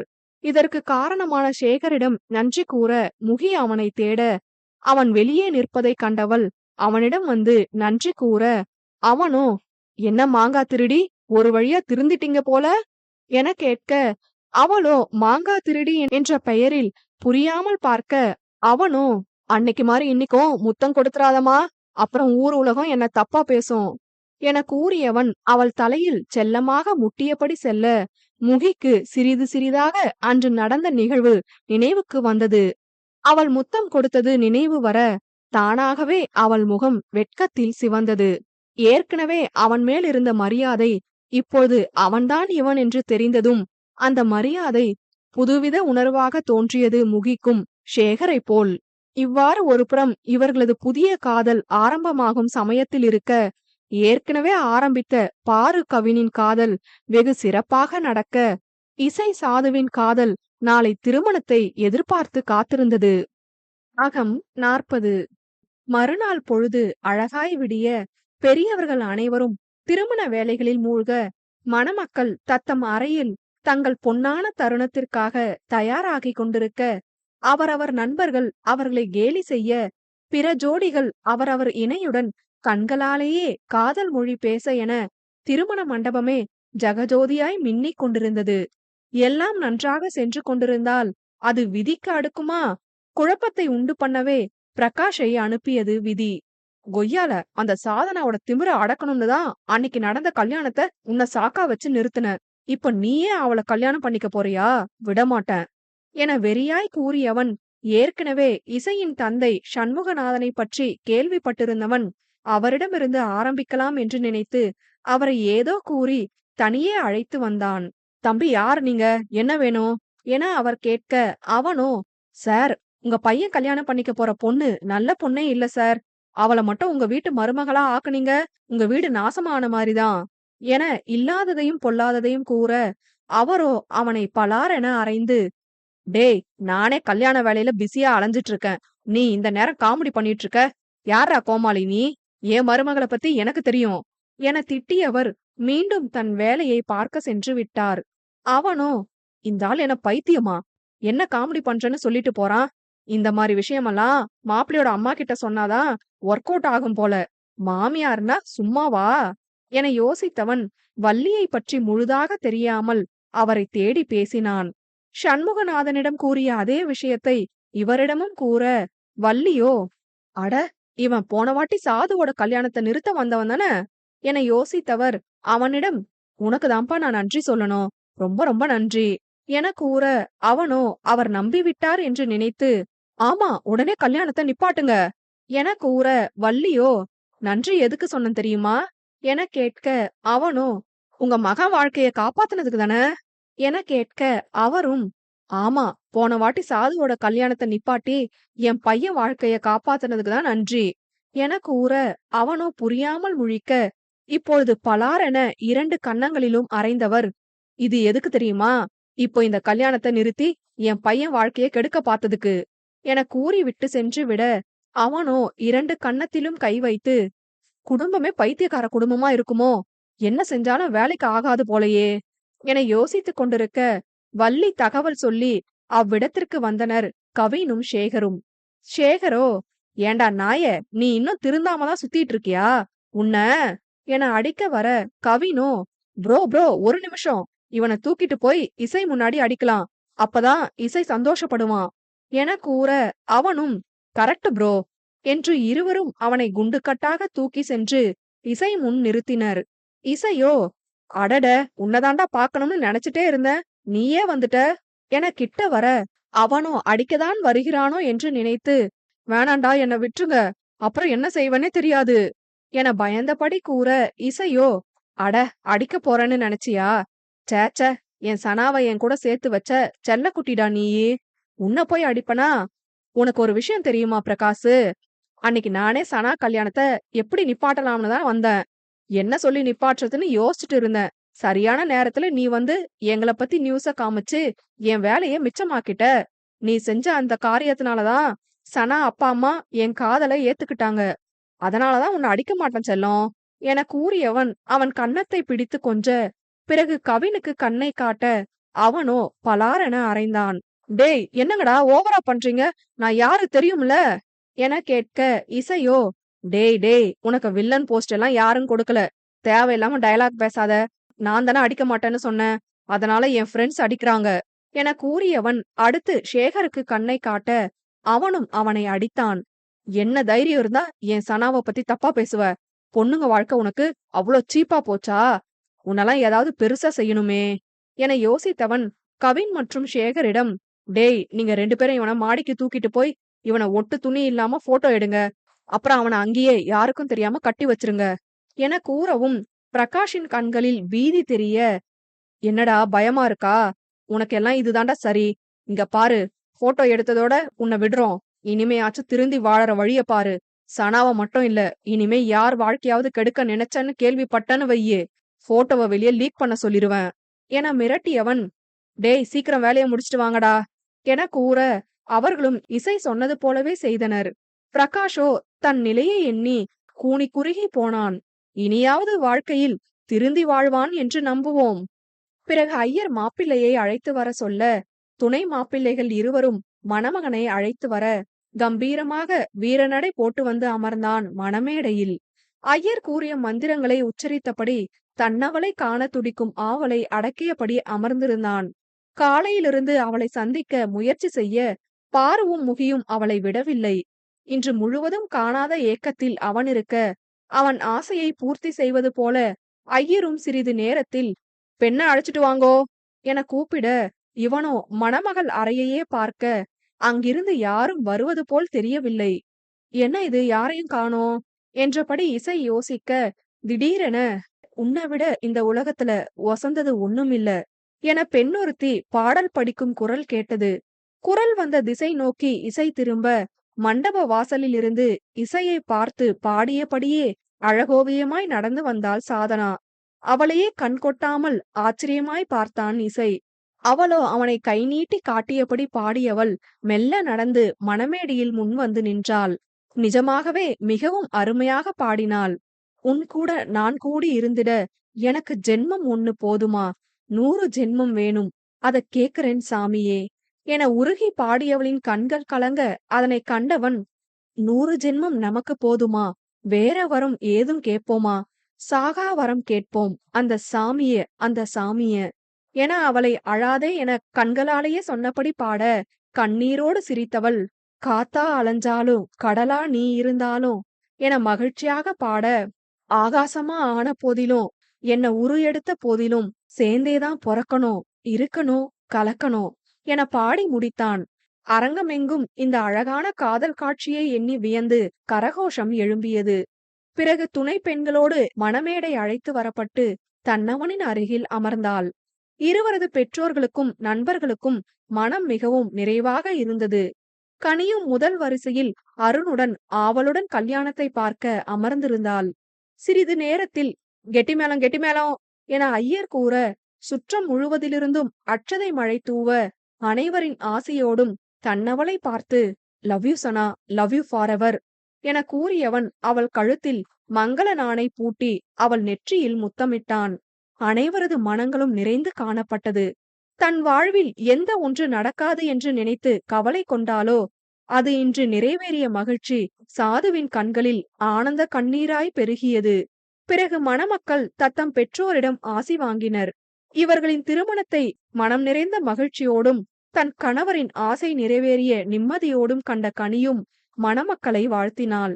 பிறகு பாருவோ, ஹலோ ஹலோ, ஒரு நிமிஷம், உங்களுக்கு ஒரு சர்ப்ரைஸ் என கூறியவள் ஒரு பார்சலை மணமக்கள் இருவரிடமும் கொடுக்க, அவர்கள் அதனை ஆவலுடன் பிரித்தனர். பிரித்தவுடன் இருவரது கண்களும் ஆச்சரியத்தில் விரிந்தன. ஆம், அன்று புத்தக கண்காட்சியில் சாதுவும் இசையும் சந்தித்த தருணம். அதாவது காதலுக்கு மரியாதை விஜய் ஷாலினி போன்று ஒரே புத்தகத்தை இருவரது கையில் பிடித்தபடி காதல், அதிர்ச்சி, ஆச்சரியம் எல்லாம் கலந்த உணர்வுடன் ஒருவருக்கொருவர் மெய்மறந்து பார்த்து கொண்டிருந்த அந்த காட்சியை அன்றே பாரு தன் மொபைலில் போட்டோவாக எடுத்தாள் அல்லவா, அதைத்தான் போட்டோ பிரேமாக மாற்றி கல்யாண பரிசாக கொடுத்து விட்டாள். அதனை கண்ட இருவருமே, ஹே, இது எப்போ எடுத்த என கேட்க, அவளோ, அதெல்லாம் அன்னைக்கே எடுத்துட்டேன், ஒருத்தி போட்டோ எடுக்கான்னு கூட தெரியாம 2 பேரும் பார்த்துட்டு நின்னீங்க, சரி எதுக்கு அந்த மேஜிக் மூமெண்ட்ட வேஸ்ட் பண்ணுவானேன்னு எடுத்துட்டேன், உங்ககிட்டயும் கொடுத்துட்டேன் என சிரித்தபடி கூற, சாதுவோ அவளை அணைத்து கொண்டாள். தேங்க்ஸ் டி செல்லம் எனவும் அவளோ, எச்சி, அசிங்கமா தேங்க்ஸ் எல்லாம் சொல்லிக்கிட்டு, நீ ஹாப்பியா இருந்தா அதுவே எனக்கு போதும்டி என கூறி முத்தமிட்டாள். அந்நேரம் கவினோ, எனக்கு கூட இது வர என இழுக்க, அவளோ ஐயோ என வெட்கப்பட, அடியே முனிமா, எனக்கு கூட இதுவரை எந்த கிஃப்டும் நீ கொடுக்கலன்னு தான் சொல்ல வந்தண்டி, நீ நினைச்ச மாதிரி இல்ல என கூற, அவளோ போடா லூசு என வெட்கப்பட்டபடி சாதுவின் பின் ஒளிந்து கொண்டாள். ஒருவாறாக அனைத்து சடங்குகளும் திருப்தியாக முடிந்து மணமக்களை வீட்டிற்கு அழைத்து வந்தனர். இசையுடன் சேர்ந்து முதல் முறை அவன் அறைக்குள் காலடி எடுத்து வைத்தாள். இசைக்கு மனமெல்லாம் மகிழ்ச்சி. அவளையே காதலாக நோக்க, அவளோ, ஏன் சிரிச்சுட்டே இருக்க என கேட்டாள். தெரியல, சந்தோஷமா இருக்கு, சொல்ல முடியாத அளவுக்கு சந்தோஷம் என அவன் கூற, அவளோ, சொல்ல முடியலையா, அப்ப பாட்டாவே படிச்சிரு என கூறி சிரிக்க, அவனோ, என் வீட்டில் நீ நிற்கின்றாய், அதை நம்பாமல் என்னை கிள்ளிக் கொண்டேன் என பாட, அவளோ, ஐ, எனக்கு பிடிச்ச சாங் என் ஆசை இதுதான் தமிழ். காலம் முழுக்க எனக்காக மட்டும், என்கிட்ட மட்டும் பாடுற உன்னோட பாட்ட கேட்டுக்கிட்டே இருக்கணும். உனக்காக பாடுறத தவிர வேற என்ன வேலை எனக்கு இருக்கு? என கூற, அவளோ, நீங்க யாருப்பா? இப்போ பெரிய சிங்கரா ஆகிட்டீங்க. என்னையெல்லாம் கண்டுக்க நேரம் இருக்குமா? எல்லாம் ஆரம்பத்துல இப்படி சொல்லுவ. போக போக குறைஞ்சிரும். ஹே, ஆமா கேட்கணும்னு நினைச்சேன். உனக்கு எவ்ளோ கொழுப்பு இருந்தா அப்படி பண்ணுவ? என அவன் காதை திருக, ஏய் ஏய் வலிக்குதுடி, நான் என்ன செஞ்சேன் சொல்லிட்டு செய்டி என கெஞ்ச, அவளோ, நான் அன்னைக்கு கல்யாண மேடையில இன்னொருத்தன் கூட உட்கார்ந்திருக்கேன். அப்ப கூட நீ ஒரு பொண்ணு கூட செல்ஃபி எடுத்துட்டு இருக்க. உன் கண்ணுல கொஞ்சம் கூட பயமே இல்ல என பொய்யாய் கோபிக்க, அடியே நிக்க போற கல்யாணத்தை நினைச்சு எதுக்குடி பயப்படணும்? கேடி, கண்டிப்பா நீ ஏதோ அன்னைக்கு பிளான் போட்டிருப்பன்னு எனக்கு நல்லாவே தெரியும். நானே கேட்கணும்னு நினைச்சேன். நீயே ஞாபகப்படுத்திட்ட. சரி என்னன்னு சொல்லு என கேட்க, அவளோ அசடு வழிந்தபடி சந்தோஷுடன் தான் தீட்டிய திட்டத்தை கூறினாள். அதனை கேட்டவனோ, அடி பாவி, அதான் மேடம் தைரியமா உட்கார்ந்திருந்தீங்களோ? எப்படி எப்படி அவன் கல்யாணத்தை நிப்பாட்டிடுவான், அப்புறம் கல்யாணம் வரைக்கும் போய் நின்ன பொண்ணுன்னு உன்னை யாரும் கல்யாணம் பண்ண மாட்டாங்க. நானும் ஒதுங்கி போயிருவேன். நீ காலம் முழுக்க என்ன நினைச்சிட்டு மட்டும் வாழ்ந்துடலாம்னு நினைச்சியோ? மவள, கடவுள் அடிச்சாரு பாரு அப்பாயின்மெண்ட் ஆர்டர் பிரகாஷ் மூலமா என கூறி அவன் சிரிக்க, அப்பொழுதுதான் அவளுக்கு அவன் ஞாபகம் வந்தது. ஹே தமிழ், ஆமாண்டா, அவனை மறந்தே போயிட்டேன். ஆமா, அன்னைக்கு என் கல்யாணத்தை நிப்பாட்ட வந்தான். இன்னைக்கு வராம இருந்தது ஆச்சரியம்தான். பயபுள்ள திருந்திருக்குமோ என கேட்க, இசையோ, அவனாவது திருந்திரத்தாவது என கூறியவன் காலையில் நடந்த விஷயம் அனைத்தையும் கூறினான். அவளோ, என்ன தமிழ் சொல்ற, நிஜமாவா? அவன் வேற ஏதாவது முடிவு எடுத்துட்டு போறான், எனக்கு பயமா இருக்கு என சனா கூற, அவனோ, அதெல்லாம் பண்ண மாட்டான். போட்டோக்கு பயந்தாச்சும் இனிமே திருந்தி வாழ்வான். இவனுக்கெல்லாம் இப்படி செஞ்சாதான் சரிப்பட்டு வரும் என கூறிக்கொண்டிருக்க, அந்த நேரம் அவனின் மொபைலில் ஏதோ நோட்டிபிகேஷன் வர, அதனை என்ன என்று பார்த்தவன் அதனை தள்ளிவிட்டான். ஆனால் அருகில் இருந்த சனா அதனை பார்த்து விட்டாள். ஹே தமிழ், நான் கவிதை எழுதுற ஆப் அது, நீயும் இருக்கியா அதுல என கேட்க, அவனோ, அட போடி, உனக்காக தான் வரவே செஞ்சேன். கவிதையெல்லாம் வாசிச்சிருக்கேன். உனக்கு மெசேஜ் கூட அனுப்பியிருக்கேன். நீதான் பிளாக் பண்ணி விட்டுட்ட என சோகமாக கூற, அவளோ, என்னடா சொல்ற, நிஜமாவா? எனக்கு இசை தமிழ்ங்கிற பேர்ல இருந்து எந்த மெசேஜும் வரலையேடா என கூற, அவனோ, நான் தான் என் பேர்ல வரவே இல்லையேடி என்றவன் அந்த ஆப்பில் தன்னுடைய அக்கவுண்டை எடுத்து காட்ட, அவன் ஐடி பெயரை உன்னவன் என்று பார்த்தவள் அதிர்ந்தாள். ஹே தமிழ், மொழி இந்த ஐடியில இருந்துதான் பேசுனாங்க என கூற, அவனுக்கும் ஆச்சரியம். என்ன சொல்ற காட்டு என கேட்க, அவளும் எடுத்து காண்பிக்க, அதில் உன்னவனின் உயிர் நீ என்று ஐடி பெயர் இருந்தது. அடியே, என் ஐடி உன்னவன் மட்டும்தான். ஒரு தடவை தான் உனக்கு மெசேஜ் பண்ணுன, நீ பிளாக் பண்ணிட்ட. அப்புறம் மெசேஜ் அனுப்பல. என்ன ஒரு கோஇன்சிடன்ஸ் பாரேன் என அவன் கேட்க, அவளுக்கு அப்பொழுதுதான் புரிந்தது. ஆமாண்டா, அப்ப முதல்ல ஒரு ஐடியில அவர் அனுப்புனாரு, நான் பிளாக் பண்ணிட்டேன். அப்புறம் நீ அனுப்பியிருக்க, அதையும் பிளாக் பண்ணிட்டேன். அப்புறம் அவர் மறுபடியும் வேற ஐடியில இருந்து பேசிருக்காங்க. நல்ல வேளை அவரை மறுபடியும் பிளாக் பண்ணாம போனேன். இல்லனா இல்லனா இதெல்லாம் நடந்திருக்கவே நடந்திருக்காது என அவள் உணர்வு பூர்வமாக பேச, ஹே சனா, ரிலாக்ஸ், இதெல்லாம் ஒரு மேஜிக் டி, லவ் மேஜிக். உண்மையான காதல் என்னைக்கும் தோத்து போகாது. அந்த காதல் செஞ்ச மேஜிக் தான் இது. பாரேன், நீயே மறைக்கணும்னு நினைச்ச விஷயம், அந்த விஷயம் மூலமா யாரோ ஒருத்தங்களுக்கு நன்மை நடந்து, அவங்க நமக்கு நல்லது நடக்கணும்னு நினைச்சு கதை எழுதி, அத நான் படிச்சு முகி படிச்சு நீதான்னு தெரிய வச்சு, இப்ப நம்மள சேர்த்தும் வச்சது இல்லாம, நீ செஞ்ச உதவி உனக்கே இப்போ ரிட்டர்ன் ஹெல்ப்பா வேற வரப்போகுது. யோசிச்சு பாரு, ஒவ்வொரு விஷயத்துக்கும் ஒவ்வொரு கனெக்ஷன். இப்படிதான் நடக்கணும்னு விதி சனா என கூற, அவளுக்கும் நடந்த விஷயங்கள் அனைத்தும் ஆச்சரியமே. ஆமா தமிழ், நடந்த எல்லாத்தையும் நினைச்சாலே புல்லரிக்குது. ஒண்ணு மட்டும் நல்லா புரிஞ்சுக்கிட்டேன். உண்மையான லவ் இருந்தா அவங்களே வேணாம்னு நினைச்சா கூட அது நிறைவேறத தடுக்க முடியாது என கூறியவள் அவன் தோளில் சாய்ந்து கொண்டாள். அவ்வாறே அந்நாள் மகிழ்ச்சியாய் கழிய, மறுநாள் விடிந்ததும் இசை சனாவை வேகமாக கிளம்ப சொன்னான். வீட்டில் வள்ளியைத் தவிர மற்ற அனைவரிடமும் ஹனிமூன் போவதாகவும், அங்கிருந்து நேராக ஒரு ஆல்பம் பாடல் விஷயமாக சென்னை செல்வதாகவும், வேலை முடிந்து 2 மாதம் கழித்துதான் வருவோம் என்றும் கூறிவிட்டு சென்னை வந்தனர். வள்ளிக்கு அவர்கள் எங்கு செல்கிறார்கள் என்ற உண்மைதான் தெரியுமே.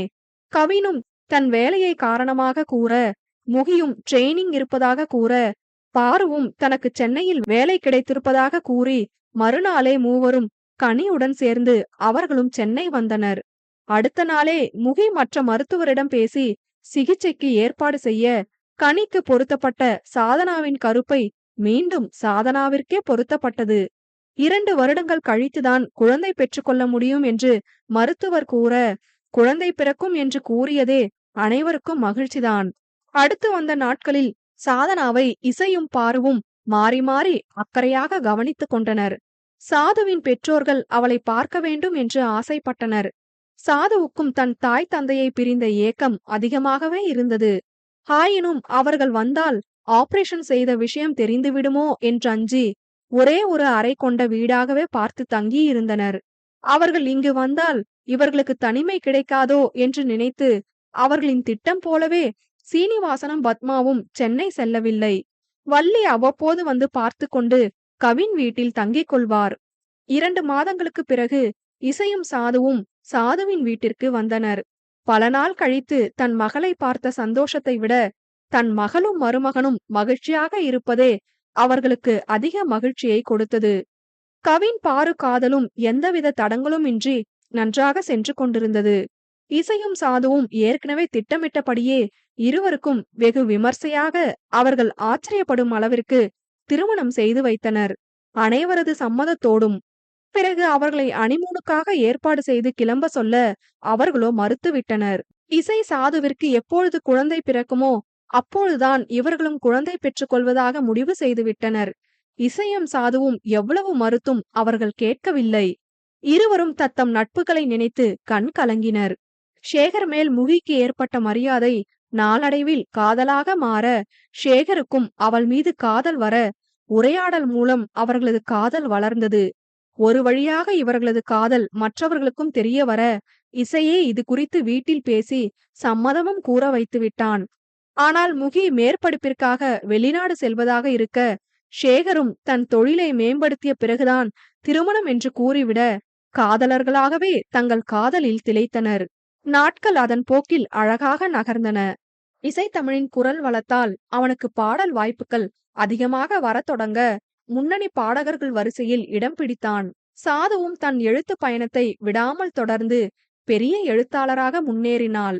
4 வருடங்களுக்கு பிறகு, டேய் தமிழ், சீக்கிரம் கிளம்புடா, உன் மகன் கூட உட்காந்து விளையாண்டது போதும், தங்கச்சி கல்யாணம்னு பொறுப்பு இருக்கா என சாது இசையை விரட்ட, அடியே நான் மட்டும் மொழிய விட்டுட்டு போனேன்னு வையே, உன் பையன் உன்னை பாடா படுத்திடுவான், அவன் அப்பா செல்லம் தெரியும் தானே என பெருமையாக கூற, அவளோ ஹலோ ஹலோ, நான் இல்லனாலும் அவன் அழுவான், பசங்க எப்பவுமே அம்மா செல்லம்தான் என இவர்கள் சண்டையிட, அந்த நேரம் அங்கு கவின் வந்தான்.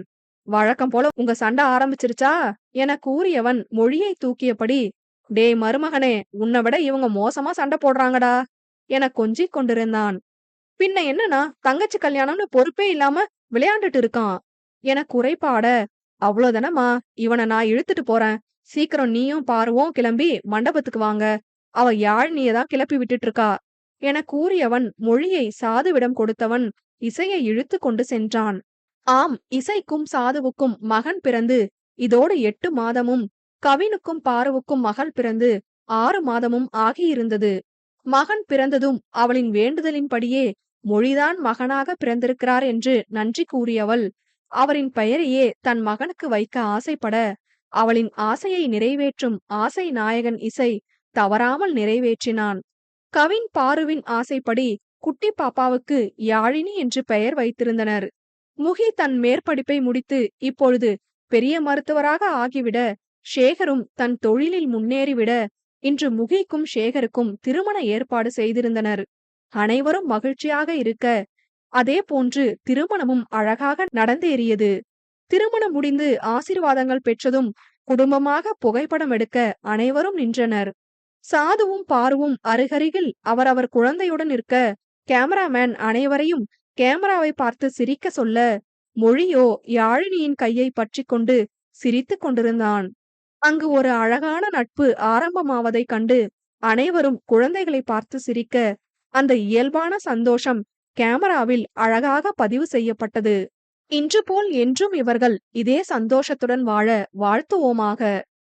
மறைந்தாலும் மறையாத காதலோ, மறுத்தாலும் விலகாத காதலோ, முழுவதுமாக மனதை அர்ப்பணித்து முளைத்த காதலுக்கு என்றுமே முடிவும் இல்லை, மறைவும் இல்லை.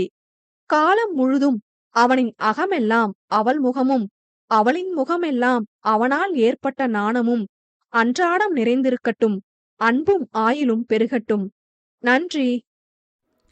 ஹாய் ஃப்ரெண்ட்ஸ், அஜய் காமாட்சி அவர்களின் குரலில் எனது கதையான அகமெல்லாம் அவள் முகமே கேட்டிருப்பீங்கன்னு நினைக்கிறேன். கதை உங்களுக்கு பிடிச்சிருந்துச்சுன்னா லைக் பண்ணுங்கள், ஷேர் பண்ணுங்கள், சப்ஸ்கிரைப் பண்ணுங்கள். மறக்காமல் கதை எப்படி இருந்துச்சுன்னு கமெண்ட் பண்ணிட்டு போங்க. கூடிய சீக்கிரம் அடுத்த ஒரு சுவாரஸ்யமான கதையோட உங்களை தேடி நான் வரேன். அதுவரை உங்களிடமிருந்து விடைபெறுவது நான் உங்கள் செலிலி.